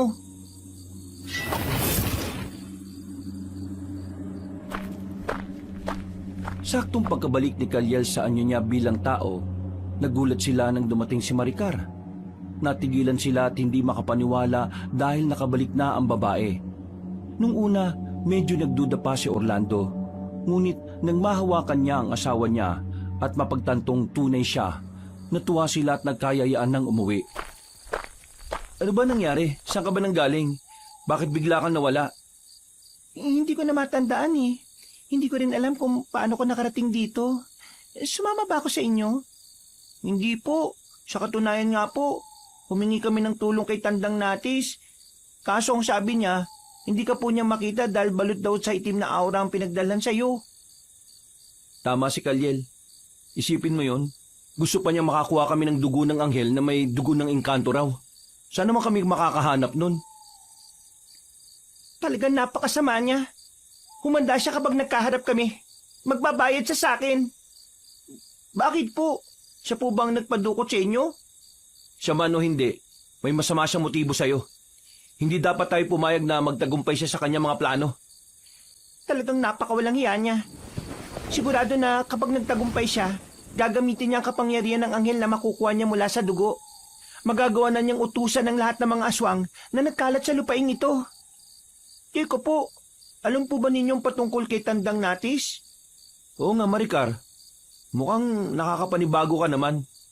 Wala akong ganong alam sa kanya. Nababasa ko lang kasi ang pagkatao na matandang yun eh. At alam kong ubod siya ng sama. O sige na, mamaya na tayo magkwentuhan pagka-uwi sa bahay. Malalim na ang gabi oh. Tara na, umuwi na muna tayo. Hayaan na natin ang mga katawan ng aswang na nagkalat dito. Ang mga kabaryo na natin ang bahala sa mga yan. Bago tuluyang umuwi, nakiusap si Orlando sa iba nilang kanayon na sila na ang bahalang sumunog sa mga bangkay ng aswang. Pumayag naman ang mga tao, kaya nakauwi na silang tatlo sa kanilang bahay. Kahit napagod sila, mas pinili nilang magkwentuhan na lamang muna. Ang buong akala namin, hindi ka na namin matatagpuan pa, mahal. Oo nga po. Kung sa bundok ka po namin pupuntahan, sigurado po na mahirapan kami ni tatay. Isa pang problema ko, itong si Kaliel. Baka kasi pag-interesan siya ng mga aswang at pati siya kunin nila. Bakit naman siya pag-iinteresan? Siya ba ang anghel na tinutukoy ni Tandang Natis? Shh! Huwag kang maingay. Baka may makarinig sa'yo. Sugurin tayo dito nang wala sa oras. Ibig sabihin, totoo yung sinabi ko ha, Orlando? Ha? Hindi ah. Naisip ko lang kasi na baka mapagkamalan siya ng mga aswang. O kung hindi man, baka ng matandang ermitanyo. Sa talas ng pandaman ng ermitanyong yun, siguradong alam na niyang patungkol kay Kalyel. Yun kung totoong sinasabi niya. Hindi ba, Kalyel? Opo. Maricar, mas mabuti siguro matulog na tayo. Pagod kami at alam kong pagod ka rin. Sige na. Oo na, mas mabuti pa nga magpahinga na tayo. Dahil sa pagod na nararamdaman nila, nakatulog silang tatlo ng mahimbing. Kinabukasan, nagpasya sina Orlando na alamin kung nagawa na ng mga taong kanilang sinabi. Nagpasalamat na lang siya sa kanila at nagbigay na rin siya ng mga panuto sa mga tao kung sakaling aatake ulit ang mga aswang. Sa kabutihang palad, pagkalipas ng mga araw, naging tahimik na rin ang mga baryo nila. Naging mas malapit din sina Maricar at Kalyel kung ikukumpara dati. Ang ipinagtataka lang ni Orlando, hindi na muling nagpakita pa si Tandang Nati sa kanila. Baka naman totoong may iba siyang motibo sa atin. Sigurado na natatakot na magpakita yon. Alam kong siya ang nagpapadala ng mga aswang na naghahasik ng lagim sa kanayunan para mahuli niya ang anghel. Teka po, Nay, paano po niyo nalalaman ng patungkol dyan? Basta, hindi na importante yan. Ang kailangan natin ay ang pagandaan ng muling pagsalakay ng mga alagad niya. Subukan niyong baliktarin ang pangalan niya. Ano bang ibig mong sabihin, mahal? Siya ang pinakapinuno ng mga aswang at iba pang mga masasamang nilalang dito sa mundo. Siya ang bathala na kung tawagin ay Sitan. Nagkukunwari lang siyang ermitanyo para malin lang niya ang mga tao. Teka, o nga po no, Natis. Natis ang pangalan niya At kung babalik ta rin, nagiging Sitan. Tama po kayo, Nay. Kung ganon, simulat sa pool, masama na motibo niya sa atin. At siguradong si Kalyel talaga ang paka niya dahil gusto niyang makuha ang anak natin. Ang timonyong yon. Huwag lang siya makakamaling gumawa ng masama kay Kalyel. Sisiguraduhin kong mapupulbo siya. Huwag natin siyang bigyan ng pagkakataon para makalapit sa anak natin. Babantayan natin si Kalyel ng mabuti. Kahit pa may kakaibang napapansin si Orlando sa pag-uugali ng kanyang asawa, hindi niya muna ito sinita. Pakaramdam din niya ay naiilang si Maricar sa kanya. Pero lalo naman itong naging malapit kay Kalyel. Iniisip lang ni Orlando na baka pagod lang palagi ang babae. O baka naman dala lang din ng kanyang pagkatapos ng buwan ng dalaw. Isang gabi, sa hindi nila malamang rason, hinila sila ng matinding takot. Nakatulog ng mahimbing sina Orlando at hindi sila nagising hanggang dumating ang umaga. Napabalikwas na lang siya nang lumakas ang kabog ng dibdib niya. Maricar! Maricar! Gising! Wala si Kalyel! Bukas din ang bintana ng kwarto niya! Ha? Ano? Hindi ito maaari. Baka dinukot siya ni Sitan. Kailangan hindi magtagumpay ang demonyo niyo sa binabalak niya. Gagamitin lang niya si Kalyel para mas lalo siyang maging malakas. Yan din ang iniisip ko Tara, hanapin natin ang kuta niya at bawiin natin ang anak natin. Sige, alam ko kung nasaan siya posibleng dinala ni Sitan. Saan naman? Teka, kukuha lang ako ng itak natin. Basta, malalaman mo rin yan, mamaya. Teka, talaga bang ikaw si Maricar? Bakit simula nung mawala ka, nag-iba ka na? Ano ba nangyayari sa'yo? May problema ba? Wala. Bakit? Ano bang ibig mong sabihin? Basta, pakiramdam ko nag-iba ka na Hindi na ikaw yung Maricar na nakilala ko. Ano bang problema? May nagawa ba akong mali sa'yo? Wala. Ay naku naman sige na. Kunin mo lang itak at na makaalis na tayo. Baka abutan pa tayo ng dilim sa paghahanap kay Kalyel Sige na nga. Pagkakuha ni Orlando ng mga itak, umalis agad sila ni Maricar. Pumasok sila sa gubat kung saan nandoon ang kuweba ni Tandang Natis. Subalit, nang nasa loob na sila, napansin niyang mas naging madilim yon kaysa dati. Ramdam din niya ang mabigat na enerhiya roon. Pero mas pinili niyang huwag nang sabihin yon kay Maricar. Sinubukan nilang puntahan ang mismong tapat ng kuweba ng ermitanyo. Ngunit pagdating nila sa kinaroroonan yon, wala silang nakita. Wala rin ang malaking bato na minsan nilang nasumpungan ni Kalyel doon. Wala rito matandang ermitanyo. Baka tumakas na siya pagkatapos niya makuha si Kalyel. Kung ganon, wala siyang ibang pupuntahan kung hindi ang bundok na sinasabi nilang bundok ng demonyo. Pero, masyado malayo yun, di ba? Ilang araw pa siguro nga aabutin natin para makarating doon. Anong gagamitin natin para mas mapabilis ang paglalakbay natin? Huwag ka na mag-alala, ako nang bahala. Humingi tayo ng tulong sa mga diwata at sinaunang Diyos. Teka, kailan ka pa natuto ng ganyan? Sino nagturo sa'yo? Hindi na mahalaga yan. Ang importante, maligtas natin si Kalyel. Basta pagkatapos ng lahat ng ito, gusto kong ipaliwanag mo ang lahat na nangyari Hindi na kasi kita maintindihan Sige, kung yan ang ikapapanatag mo, ilalahat ko ang lahat sa'yo. Salamat, Maricar. Walang anuman. Sige na, tumimik ka muna at ipikit mo rin ang iyong mga mata. Baka kasi hindi ako mapagbigyan ng diwata kapag may ibang nakatingin Oo na, sige. Pipikit na ako. Pakikiramdaman ko lang kung ano ang mangyayari. Sinunod ni Orlando ang sinabi ni Maricar. At habang nasa ganoong sitwasyon, napansin niya ang paglamig ng hangin sa paligid. May ibang nilalang din na gumagalaw ron. Ngunit ayaw niyang suwayin ang sinabi sa kanya ni Maricar. Makaraan ng ilang sandali, kinalabit siya ng babae. Agad naman niyang iminulat ang mga mata niya at nakita niya ang isang puno na nagliliwanag ang katawan. Diyan tayo dadaan. Nakahingi ako ng tulong sa mga diwata at sa kabutihang palad. Hindi nila ako binigo. Ibig mo sabihin lagusan yan?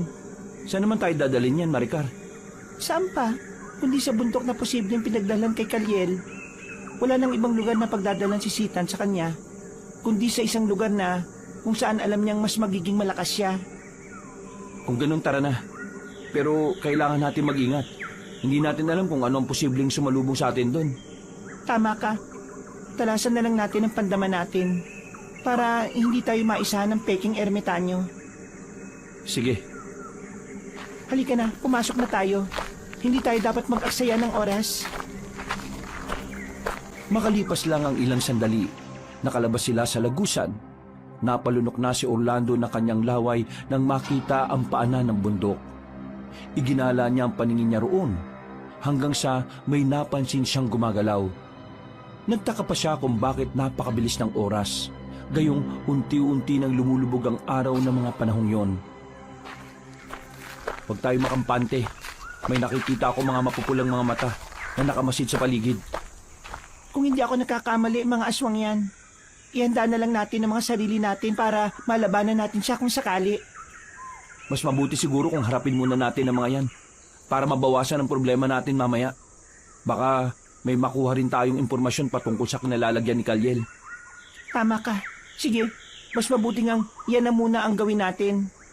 Tara, siguraduhin mo lang na walang aatake sa atin mula sa likod Kailangan magtagumpay tayo sa pagligtas kay Kalyel. Kung yan ang gusto mo, sige. Ako ang bahala sa likuran natin.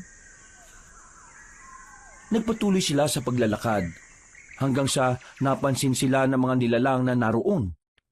Dahil naaninag pa rin nila ang paligid, agad nilang nalamang papasugod na pala sa kanila ang mga aswang. Nilabanan nila ang mga yon. At habang nakikipagsagupaan, namangha si Orlando nang makita ang kakaibang bilis at lakas ng Maricar. Nakita niya rin kung papaanong panghinaan ng mga aswang kapag nakatitig sila ng matagal sa kanya. Kalaunan, nagawa nilang maubos sa mga aswang na naroon. Doon tayo sa bandang itaas ng bundok. Baka naroon si Kalyel, Maricar. Sige, nararamdaman ko rin ng enerhiya ni Sitan. Kaya malamang, nandito sila. Huwag lang niyang lalapatan ng kamay ang anak natin. Sisiguraduhin kong dila lang niya ang walang latay kung nagkataon. Mahirapan tayong kalabanin ng pinuno ng mga nilalang ng dilim. Ang importante muna sa ngayon, mailigtas natin si Kalyel. Sige, dahil kung mabibigo tayo, baka tuluyan ng masakop ni Sita ng kalupaan dito at maging sa karatig bayan. Tama ka, Orlando. Kapag nangyari yan, magiging walang silbi na ang mga albularyo, babaylan, at kahit ang mga biyasang manunugis. Yan ang hindi natin papayagan. Kahit pa na magbuwis ako ng buhay ko, basta hindi lang magtatagumpay ang demonyong yon. Ako rin. Pero nakakasiguro ako na kung hindi man natin siya tuluyang matatalo, magagawa nating kunin ang kapangyarihan niya. Magiging isang karaniwang ermitanyo na lang siya. Nagpatuloy sila sa kanilang paglalakad hanggang sa may makita silang liwanag mula sa bandang tuktok ng bundok. Nagkaroon sila ng hinalang doon ng kuta ni Sitan, kaya doon sila dumiretso. Nasa kalagitnaan sila ng paglalakad nang sa hindi nila inaasahan, hinarap sila ng 4 na nilalang.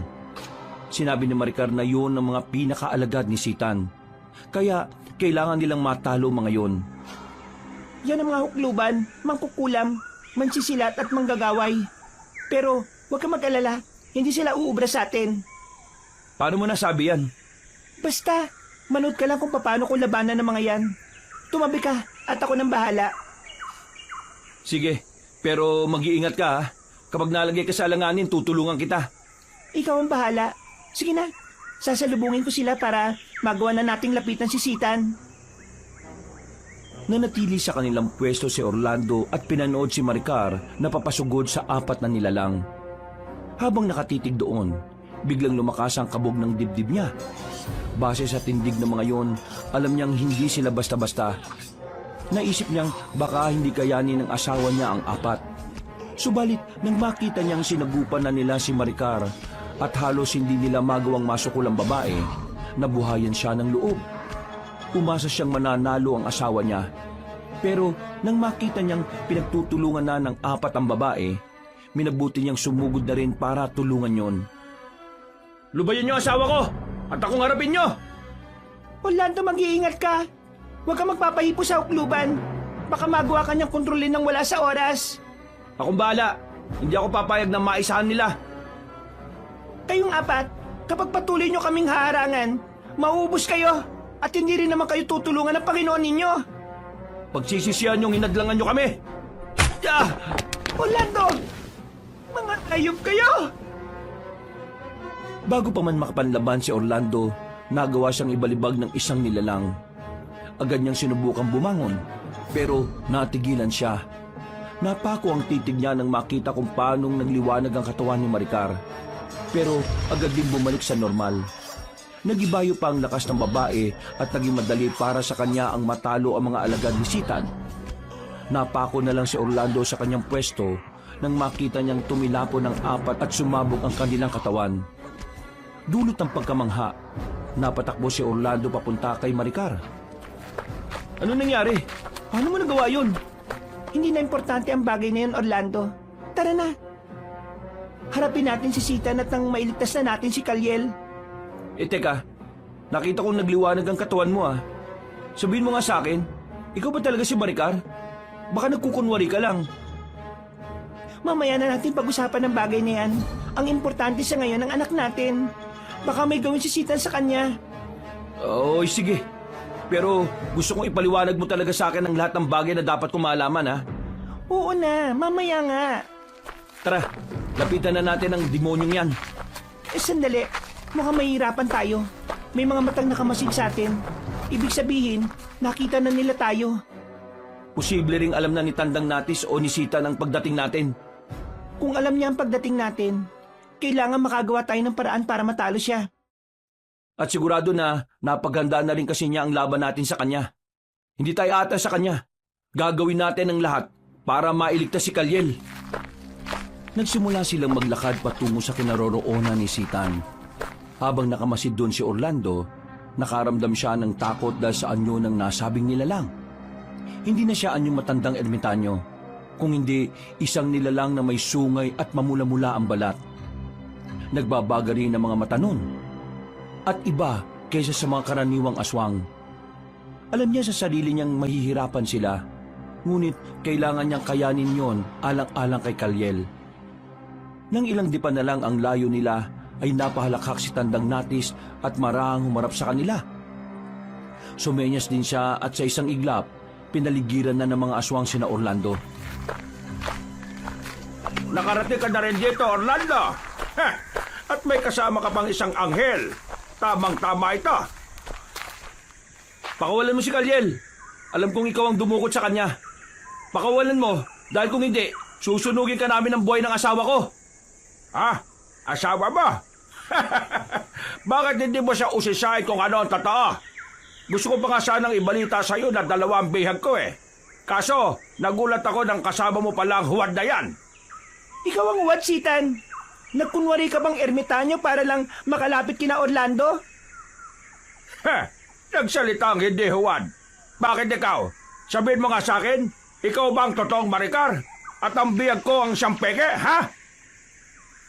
Anong ibig mong sabihin? Wala akong alam sa pinagsasabi nyo, ah. Maricar, ano to? Maricar, ipaliwanag mo kay Orlando ang lahat. Pero bago yan, mga alagad, dakpin niyo muna ang babaeng mapagkunwaring yan. Silang 2 ni Kalyel ang gagamitin natin para mas madagdagan ang kapangyarihan natin. Sige, subukan nyo. Kung hindi ko kayo sunugin at gagawin ka mo. Bakit boses mo lang ang iniba mo? Bakit hindi ka magpalit ng totoo mong anyo? Magsasalita pa sana si Orlando, pero bigla silang sinugod ng mga aswang. Napatawa naman si Sitan habang nakamasid sa kanilang 2. Nasa kalagitnaan sila ng pakikipaglaban nang biglang nagbago ng anyo si Maricar. Nagliwanag ang buong katawan niya at naging isa siyang lalaking may pakpak. Natulala roon si Orlando at napagtanto niyang isang anghel ang kanyang kasama. Ibig sabihin, totoong sinabi ni Sitan, isa kang anghel at nilinlang mo lang ako? Totoo, Orlando. Kaya ano ba ginagawa mo? Dakpin mo lang ang anghel na yan at nang matapos ang lahat ng ito. Oo, Orlando. Isa nga akong anghel. Ako si Azrael at ako ang totoong ama ni Kalyel. Hindi kita nilinlang. Ginamit ko lang ang katauhan ng asawa mo para maprotektahan sana ang anak ko. Alam ko rin na si Sitan ang dumukot sa kanya para magtagumpay siya sa plano niyang ito. Ang ingay mo, Azrael! Anghel ka ba talaga? Kung anghel ka, patunayan mo sa akin ang lakas mo! Ikaw, Sitan, saan mo dinala ang asawa at anak ko? Sabihin ko na lang sa'yo, kung ikaw mismo ang uhuli sa anghel na yan. Orlando, nakikita ko sila. Naroon sila sa kuweba na malapit lang dito. Ako nang bala sa mga nilalang na ito. Puntahan mo sila at iligtas. Pero baka kumapano ka, Anghel Azrael. Walang mangyayari sa akin. Ako ang anghel ng kamatayan at kahit na sino, walang makakatalo sa akin. Ha! Tingnan lang natin! Umihip si Tandang Nati sa ere at sa tulong ng malamlam na liwanag na mula sa mga sigang naroon, nakita ni Orlando kung papaano pumasok ang maitim na usok sa bunganga ng mga aswang. Noon din, narinig niya ang sigaw ni Kalyel, kaya nagpaalam siya kay Anghel Azrael na ililigtas niya muna ang bata. Sa kabutihang palad, hindi siya naharang ng mga aswang at nakatakbo siya papunta sa kuweba kung saan naroon si Kalyel. Anak, ang tatay Orlando mo to. Nandito ako para iligtas kayo ng nanay mo. Tay, nandito po ako sa loob. Nakagapos po ako. Ang nanay Maricar mo, nandyan ba? Opo, nandito po siya. Pero wala po siyang malay simula pa nung dumating ako dito. Sige, papasok na ako. Ililigtas ko kayo. Sige po, Tay. Baka po kasi kung anong gawin sa amin ni Tandang Natis eh. Hindi na siya si Tandang Natis ngayon. Siya na si Sitan, ang pinakakinasusok lamang Diyos ng sinaunang impyerno. Pero huwag kang mag-alala. May kasama tayo sa pakikipaglaban sa kanya. Sino po? Ang ikalawang nanay Maricar ko po? Hindi sumagot si Orlando. Nagmadali siyang lumapit sa kinaroroonan ng bata sa kakinalagan yun. Nilapitan niya rin si Maricar na nakahandusay sa sahig ng kuweba. At nang mapagtanto niyang wala ngang malay ang babae, kinarga niya yung palabas ng kuweba. Sino po yung sinasabi niyong kasama natin sa pakikipaglaban, Tay? Ang totoo mong ama, si Anghel Azrael. Ayun siya, oh. Ang totoo kong ama? Paano nangyari yun? Nang dinukot ni Nasita ng nanay Maricar mo, nagpakita siya sa atin at ginamit ang katauhan ng nanay mo para maprotektahan ka niya. Kung ganun po, kailangan natin siyang tulungan. Kailangan matalo ang mga aswang, pati na mga pinuno nila. Oo anak, kaya tara na. Kailangan ko lang masiguro na hindi makukuha ulit ng mga aswang ang nanay Maricar mo. Sige po, Tay. Inilipag ni Orlando si Maricar sa lilim na malaking puno. Noon din, umatake sila sa kinaroroonan ni na Anghel Azrael. Pagdating nila roon, napalingon si Sitan sa kanila saka napatawa. Na mga sandaling yun, mas naging malakas ang mga aswang nakaharap ng anghel. Lumapit na rin si Orlando roon para tumulong. Napalingon na lang siya kay Kaliel at napatango nang makitang naging isang anghel din yon. Alam kong gusto mong kunin ang anak ko dahil isang bathaluman ng kanyang ina. Akala mo ba'y papayagan kong mangyari yan? Isa kang mababang uri ng anghel lamang. At mas makapangyarihan pa rin sa'yo si Lucifer. Sa palagay mo ba, mapipigilan mo ako sa pinaplano ko? Hindi! Kung siya lang mag-isa, baka mabigo siya. Pero ngayon, 3 na kami ang makakaharap mo. Kaya umanda ka, Sitan! Sige, kung gusto nyo ng seryosong labanan, pagbibigyan ko kayo! Pagkawika ni Sitan, itinas niya ang kanyang kamay. Napasigaw na lang si Orlando at Kaliel nang magsimulang yumanig ang lupa. Ng mga sandaling yon, naging mas agresibo ang mga aswang na umatake kay Kaliel. Nakita naman ni Anghel Azrael ang ginawa ng mga nilalang, kaya sumugod din siya para kalabanin ang mga yon. Napamura naman si Orlando at noon din tumakbo rin siya para lapitan si Sitan. Subalit, nang ilang dipa na lang ang layo niya sa kalaban, ikinumpas nito ang kanyang kamay. Kasabay noon, napako siya sa kanyang kinatatayuan. Sige, gumalaw ka kung kaya mo! Anong ginawa mo sa akin? Bakit napako ko sa kinatatayuan ko? Pakulam mo ako dito! Ginawa ko yan para mas maging madali sa akin na kunin ang asawa mo. Ang totoo mong asawa. Napakasama mo! Ano naman ang gagawin mo kay Maricar, ha? Malalaman mo rin. Huwag kang mainip. Panoorin mo muna kung paano talunin ng mga bagong ahon kong alaga. Bagong ahon? Oo, dahil ang mga tinawag ko ay mula sa kailaliman ng lupa. Tignan mo kung gaano sila kabagsik. Nilingon ni Orlando sina Kaliel at Anghel Azrael. Nakita niyang medyo hirap ang dalawa na talunin ng mga aswang na mas maliliit at mas maliliksi kung gumalaw. Walang ano-ano. Nawala si Sitan at napasigaw siya nang makitang nasa tabi na ng aswang niya ang peking ermitanyo. Susugod sana siya pero inatake siya ng mga maliliit na nilalang. Kaya wala siyang ibang napagpilian kung hindi ang lumaban na rin lang gaya ni Kaliel. Bahagya rin siyang lumapit sa kanila, kaya nahirapan ng mga alagad ni Sita na matali siya. Ang babangis sa mga nilalang na ito. Alam ko, hindi lang sila basta mga aswang. Hinango sila ni Sitan mula sa impyerno at ginawang mga aswang. Kaya nga po, kung karaniwang aswang lang ang mga yan, sigurado masusunog kaagad sila kapag nasugatan natin eh. Pero hindi. Kailangan natin matalo sila.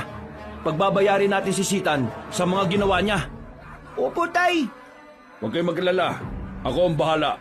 Kung hindi man sila napapatay at nasusunog gamit ang karaniwang patalim, pupulbusin ko sila gamit ang espadang pumatay rin sa mga rebelding anghel. Itinaas ni Anghel Azrael ang kanyang kamay at napatingin rin si Orlando. Nanlaki na lang ang mga mata niya nang makita niyang may liwanag na mula sa langit at mabilis na nahulog.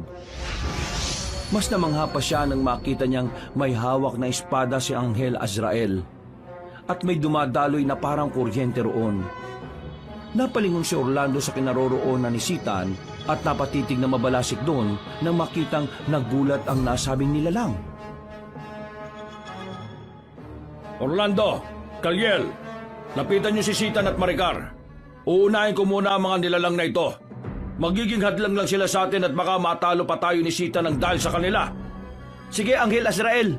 Kaliel, sumunod ka sa akin. Mag-iingat ka kay Sitan, ha? Gusto niya kayo makuha eh. Opo, Tay. Mag-iingat po ko. Sige na anak, mag-iingat ka. Napatango si Kaliel kay Anghel Azrael. Noon din, napatakbo si Orlando patungo sa puno kung saan naroon si Maricar. Lumipad naman ang batang anghel para sundan ng lalaki. Nang makalapit na sila roon, sinakal ni Sita ng babaeng walang malay at nagbanta siyang papatayin niya ito. Ibigay mo sa akin ang batang anghel na yan at ibibigay ko sa iyo si Maricar. Hindi. Kahit na anong mangyari, hindi ko ibibigay sa iyo si Kalyel. Alam kong gagamitin mo lang siya para sa mga pansariling interes mo. Lubayan niyo si nanay. Wala siyang kasalanan sa inyo. Sige, total ako lang naman ang gusto niyong makuha, di ba? Pagbibigyan kita. Sige, anghel. Lumipad ka palapit sa akin. Huwag, Kalyel. Huwag kang makinig sa demonyong yan. Kapag nakuha ka na niya, papatayin ka niya at kukunin ang kapangyarihang dumadaloy sa katawan mo. Huwag ka makinig sa mahinang nilalang na yan. Pakawalan mo muna ang nanay Maricar ko. Lalapit ako kapag napakawalan mo na siya. Kalyel, makinig ka. Iisaan ka lang yan. Ayaw kong may mangyaring masama sa'yo. At ayaw kong gamitin ka ni Sitan. Pero ayaw ko rin pong masaktan si nanay eh. Ito na. Napakawalan ko na. Halika na sa tabi ko at huwag kang makinig sa mga boses nila. Ako, pakinggan mo, Kalyel. Ako!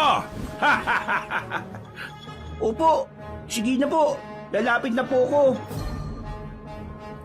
Habang papalapit si Kalyel kay Tandang Natis, napalingon pa si Orlando kay Anghel Azrael. Nakita niyang malapit na nitong maubos sa mga aswang na kalaban niya. Kaya tinawag ng lalaki ang pansin ng anghel. Napalingon naman si Anghel Azrael at agad na binalaan si Sitan. Itinaas niya rin ang espadang hawak niya. Kaya nagbago ang ekspresyon sa mukha ng peking ermitanyo. Kasunod noon, lumipad ang anghel patungo kina Orlando. Sige, saktan mo ang anak ko at sisiguraduhin ko na hindi ka na mabubuhay pang muli sa kahit na anong panahon. Ano na, Sitan? Bakit bigla ka natigilan? Bumahag na ba ang buntot mo? At ano akala niya? Matatakot ako sa inyo? Hawak ko na si Kalyel. At kapag nakuha ko ng kapangyarihan niya, kayo mga anghel ang uubusin ka. Kalyel anak, huwag ka magpapasailalim sa Sitan na yan. Gagawin ko po. Hindi para sa sarili ko o kay Sitan. Para po ito kay Nanay Maricar. Dahil alam kong siya ang papatayin kapag hindi ako sumunod eh. Napatawa si Sitan dahil sa sinabi ni Kalyel. Noon din, sinakal niya ang batang anghel saka iniangat sa ere. Napasigaw naman si Orlando. At bago pa man niya magawang sugurin si Sitan, umatake na si Anghel Azrael. Nabitiwan ng peking ermitanyo ang batang anghel dahil doon. Agad namang nilapitan ni Orlando si Kalyel at inalam ang kanyang sitwasyon. Napatitig na lamang sila kay Sitan nang marinig nila ang mga pag-ungol. Pareho silang nabahala nang makitang napapantayan ng peking albularyo ang lakas at liksi ng anghel. Mukhang matatalo po si Anghel Azrael. Mas nagiging malakas na po si Sitan, Tatay Orlando. Hindi maaari. Hindi ko papayagang mangyari yan. Kailangan makalis tayo ng ligtas dito sa lugar na ito. Ano po minabalak niyo, Tay? Iligtas mo ang Nanay Maricar mo. Kami na ang bahalang tumapos kay Sitan. Itago mo siya at siguraduhin na walang aswang na makakalapit sa kanya. Sige po, masusunod po, Tay. Ikaw, mag-iingat ka rin ha. Kailangan mo pa makausap ang totoo mong tatay at nang malaman natin kung anong desisyon niya patungkol sa iyo. Sige po, Tay. Kahit na bata pa si Kalyel, nagawa niyang buhatin si Maricar. Sinundan na lang sila ng tingin ni Orlando. Nang makita niyang nakalayo na ang dalawa, hinawakan niya ng maigpit ang itak niya at patakbong sumugod kina Sitan. Tinulungan niya si Anghel Azrael hanggang sa magawang ibalibagyo ng peking ermitanyo. Napasigaw naman si Orlando para kunin ang atensyon ng nasabing nilalang. Kung hindi umubra sa akin ng anghel, ikaw pa kaya? Isa ka lang mahinang manunugis ng aswang? Mahina? Tingnan natin. Kahit na itong itak lang ang panlaban ko sa iyo, kaya kitang dalunin. Alang-alang sa anak at sa asawa ko. Sige. Sige, lalaki. Subukan natin kung hanggang saan ang kakayahan mo. Mag-iingat ka sa kanya, Orlando. Tuso ang Sitan na yan. Huwag ka mag-alala. Hindi ako magpapa... Anong gusto mong sabihin, ha? Ano ka ngayon? Sinakal ni Sitan si Orlando at ilang beses na ibinagsak sa lupa. Kahit na sobrang sakit na ng kanyang katawan, sinika pa rin niyang huwag mabitiwan ng itak. Bago pa man malaman ni Sitan ang plano niya, Gamit ang natitira niyang lakas ay tinaga niya ito sa muka. Napaingil ang peking albularyo at noon din sinuntok niya sa tiyan si Orlando. Napaungol naman ng lalaki at bago pa man niya muling mataga si Sitan, ibinalibag din niya ito. Agad niyang ibinaling ang pansin niya roon at napailing nang makitang umatake si Anghel Azrael sa kalaban nila. Malakas ka lang dahil sa kapangyarihan mo mula sa kadiliman. Ikaw naman, napakahina mo. Anghel ka nga ng kamatayan pero parang ikaw pang mamamatay sa ating dalawa ngayon ah. Isama mo na lang kaya mga kakampi mo. Hindi mangyayari yan. Ikaw muna ang dadaling ko sa kamatayan. Para kailanman, hindi ka na makakapaghasik ng lagim. Anghel ka lang, hindi ka Diyos. Tama ng satsat. Tapusin na natin ito at ang malaman kung sino ang karapat-dapat na mamatay. Napangisi si Tandang Sitan at noon din mas naging mabagsik pa siya. Mas niliksyan niya ang galaw at nakita ni Orlando kung paano siya lumipat sa bandang likuran ni Anghel Azrael. Sinungguban niya ang pakpak noon at bago pa man makalapag ng anghel, binali niya ang pakpak nito. Isang malakas na pag-ungol ang nagawa ng totoong ama ni Kaliel. Kasunod noon, ibinalibag siya ni Sitan. Tuminapon din ang espada niya, kaya halos mawala na ng pag-asa si Orlando. Bago pa man siya makatayo, nilapitan na siya ni Sitan at inapakan sa dibdib. Ha, saan na kayo na ipinagmamalaki mo? Malas mo na lang dahil naging kalaban kita. Kung kinampihan mo sana ako at tumayo ka sa mga gusto ko mangyari, hindi sana kayo aabot sa ganito. Wala akong pakialam. Sige, patay mo na ako ngayon. Pero alam ko na darating ang araw na makakahanap ka ng katapat mo. Diyan ka nagkakamali. Wala katapat sa kapangyarihan ko. Diyan ka rin nagkakamali, Sitan. Hinayaan ni Orlando si Sitan sa kanyang ginagawa. Inis niya ang ilang beses na pagtadyak noon hanggang sa makita niya si Kaliel na may dinampot. Muli na lang siyang napatawa nang malaman niyang ang espada ni Anghel Azrael ang nagawa niyang damputin.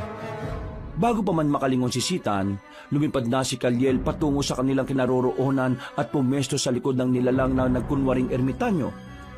Alam ni Orlando na hindi napansin ni Sitan ang batang anghel, kaya naging kalmado na muna siya. Magpaalam ka na sa asawa mo at anak-anakan. Sa uling pagtadyak ko sa'yo, sisiguraduhin ko makakawala na ang kaluluwa mo sa katawan mo. Ikaw ang dapat na magpaalam. Anumang sandali, papatayin ka ng anghel at babalik ka na sa kung saan ka nararapat. Huwag ka magpakasiguro, lalaki. Naamoy ko na kamatayan mo. Ang dapat sa'yo ay ganito. Anong... Namnamin mo ang kamatayan mo, Sitan. Kaliel, dahan-dahanin mo lang. At nang malasap niya ang huling sandali niya. Opo, Tay! Hayop kang batang anghel ka. Magbabayad ka sa magtarak mo ng espada sa likod ko. Humanda ka sa magbabalik ko. Hindi ka na makakabalik pa, Sitan. Itay, ayos ka lang po ba? Ano masakit sa'yo? Akala ko po mahuhuli na ako eh. Teka, ang totoo mong tatay, mukhang nabalian siya ng pakpak ah. Ayun po siya oh. Nilapitan nila si Anghel Azrael at saktong pagkalapit nila, lumipad yun at sinabing nagkunwari lang siyang nabali ang pakpak niya. Sinabi pa niyang aatakin sana niya si Sitan. Pero nang makita niyang hawak ni Kaliel ang espada niya, hinayaan na lang niya ang bata. Pinuntahan nilang tatlo si Maricar at nang hawakan ni Anghel Azrael ang ulo niya, bigla siyang nagkamalay. Gising ka na, asawa ko? Ano nangyari? Nasaan ako? Nasa langit na ba ako? Bakit may mga anghel dito? Ako po to, Nay. Si Kaliel po. Ako naman si Anghel Azrael. Pasensya kung ginamit kong katauhan mo para mabantayan si Kaliel. Siya ang totoong ama ni Kaliel. Mabuti na lang at tinulungan niya tayong matalo si Sitan. Si Sitan? Nasaan ang demonyong yon? Wala na siya. Naging abo na. Pinatay na siya ni Kaliel. Napakatapang talaga ng anak ko. Napahama mo ko, Kaliel. Salamat din, Anghel Azrael, at hindi mo pinabayaan si Kaliel. Nung makatayo na si Maricar, nag-usap sila patungkol sa kalagayan ni Kaliel. Inusisa nila si Anghel Azrael kung dadalhin niya ang batang anghel o hindi. Napangiti na lang ang anghel at napatingala sa langit. Sinabi rin niya na kahit nadalhin niya sa langit si Kaliel, hahanapin pa rin ito ang buhay sa lupa. Nasanay na siya rito sa lupa. Ayaw ko rin madamay siya sa digmaang nagaganap sa langit. Mas mabuting dito na siya sa inyo. Talaga? Anghel Azrael? Hindi mo kukunin si Kaliel? Akala ko kasi bumalik ka para kunin siya eh. Yan din sana ang una kong iniisip. Pero nang makita ko kung gaano nyo kamahal ang anak ko, napagtanto kong mas dapat siyang mamuhay kasama ninyo. Talaga po, Tay? Naku, maraming salamat po. Salamat, Anghel Azrael. Pero may isa pa po kaming problema eh. Baka po kasi malaman ng mga tao ang pagiging anghel niya. At kagaya ni Sitan, pag-interesan din po siya. Huwag kayo mag-alala. Magmula ngayon, ang kahit na sinong mortal ang makakita sa anyong anghel niya, ay malilimutan ito. At hanggat hindi namamatay ang mortal niyang katawan, hindi siya babalik sa totoo niyang anyo. Maraming salamat. Kahit paano nawala ng isa sa mga alalahanin namin. Ano, Kaliel? Handa ka na bang umuwi sa bahay natin? Oo naman po. Sabik na nga po ako makipaglaro sa ibang bata eh. Kung ganun, tara na. Maglakad na tayo pa uwi. Hindi na kailangan. Sandalit hihingi muna ulit ako ng tulong sa mga diwata para magkaroon kayo ng lagusan pabalik sa baryo ninyo. Ipinikit ni na Orlando ang kanilang mga mata at nang sabihan silang dumilat, nakita nilang isang lagusang napakaliwanag. Noon din, bumalik na rin sa anyong bata si Kaliel at magkahawak kamay silang tatlo na pumasok sa lagusan. Bago pa man mawala ang liwanag na yon, napalingon sila kay Anghel Azrael na nooy nakangiti sa kanila habang lumilipad patungo sa kalangitan. Makaraan lang ang ilang sandali. Nakarating silang tatlo sa kanilang bahay. Dahil madilim pa, minabuti na muna nilang matulog para makapagpahinga. Makalipas ang ilang buwan, Nay, Tay, makikipaglaro po ko ha. sige nak, basta mag-iingat ka ha. Huwag mo ngayaan na matuyuan ka ng pawis sa likod mo. Opo, Tay. Huwag ka rin makikipag-away sa mga kalaro mo ha. Ayaw namin na may kaaway ka. Sige po, Nay. Kapag nagutom ka, umuwi ka rin ha. May pagkain naman dito. Huwag mong hayaan ang sarili mong magutom dahil lang sa paglalaro. O sige na, baka kasi hinihintay ka na ng mga iba mong kalaro eh. Napangiti na lang ang mag-asawa nang makita nila ang pananabik ng anak nila para makapaglaro sa kapwa niya bata. Napayakap na lang si Orlando kay Maricar at napabuntong hininga. May pagkakataon kasing nakakalimutan nila kung sino talaga si Kaliel. Ngunit dahil sa mga naging karanasan nila, hindi nawala sa isipan nila ang patungkol sa pagiging anghel ng bata. Alam mo, ang buong akala ko, kukunin talaga siya ng totoo niyang tatay eh. Mabuti na lang talaga at hindi niya ipinagdamot sa atin ng anak niya. Kaya nga kung tutusin, pagkakataon na siya. Saka magpasalamat na lang tayo, tinulungan niya tayo matalo si Sitan. Sino ba naman ang mag-aakala na ang mabait na ermitanyong yun isa palang pinuno na kasamaan? Saka may interes pala siya sa batang anghel na anak natin. Hindi ko kagad nalaman yun Kung alam ko lang na yun ang pakay niya, hindi ko siya hinayaang makalapit kay Kaliel. Ako din, kung may babalik ko lang ang oras, hindi ko papayagan si Kaliel na makipagsalamuha sa matandang yon. Pero hindi bale, tapos na ang laban natin yun At siguro naman, tuluyan na rin magiging tahimik ang buhay natin. Sana nga, Orlando. Ayaw ko malagay sa peligro si Kaliel Hindi ko kakayanin kung may masamang mangyayari sa kanya. Ang mas mabuti siguro, magsimba tayo kada linggo. Para naman kahit na wala na sa langit si Kaliel, mas mapapalapit siya sa mga kauri niya ron. Oo, mas mainam nga yung naisip mo. Gusto kong ipagdasal palagi ang katahimikan ng buhay natin. Gusto kong maging normal ang buhay ni Kaliel. Mabuti na nga lang at nakakalimutan ng mga tao rito ang patungkol sa mga aswang. At sigurado, limot na rin nila yung totoong anyo ni Kaliel. Oo nga, kahit papaano, makakapamuhay si Kaliel kagaya natin mga mortal. At alam ko rin na palagi siyang binabantayan ni Anghel Azrael at ang kanyang inang Bathaluman. Magmula noon, kada linggo, nagsisimba silang tatlo. Nagpasalamat naman si Kaliel sa kanila dahil naging mas malapit siya sa Diyos at kay Anghel Azrael. Naisip din nilang tatlo na kahit na anghel na kamatayan ng totoong ama ni Kaliel, nagawa rin naman itong bigyan ng panibagong buhay ang bata sa tulong nilang mag-asawa. Salamat po, Nay Maricar, Tay Orlando.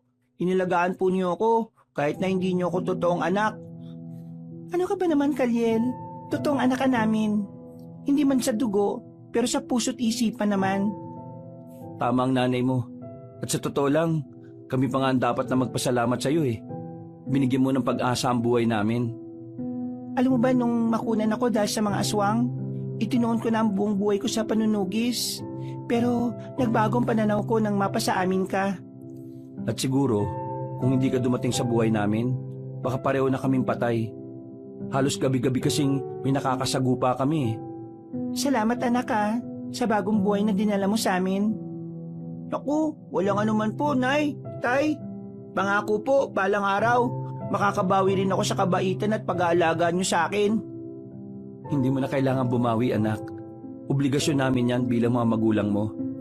Oo nga naman anak. Presensya mo pa lang, bawing-bawi na eh. Basta po kapag malaki na ako at kaya ko nang kumita ng pera, lahat ng gusto nyo, bibilin ko para sa inyo. Pangako po. Wakas,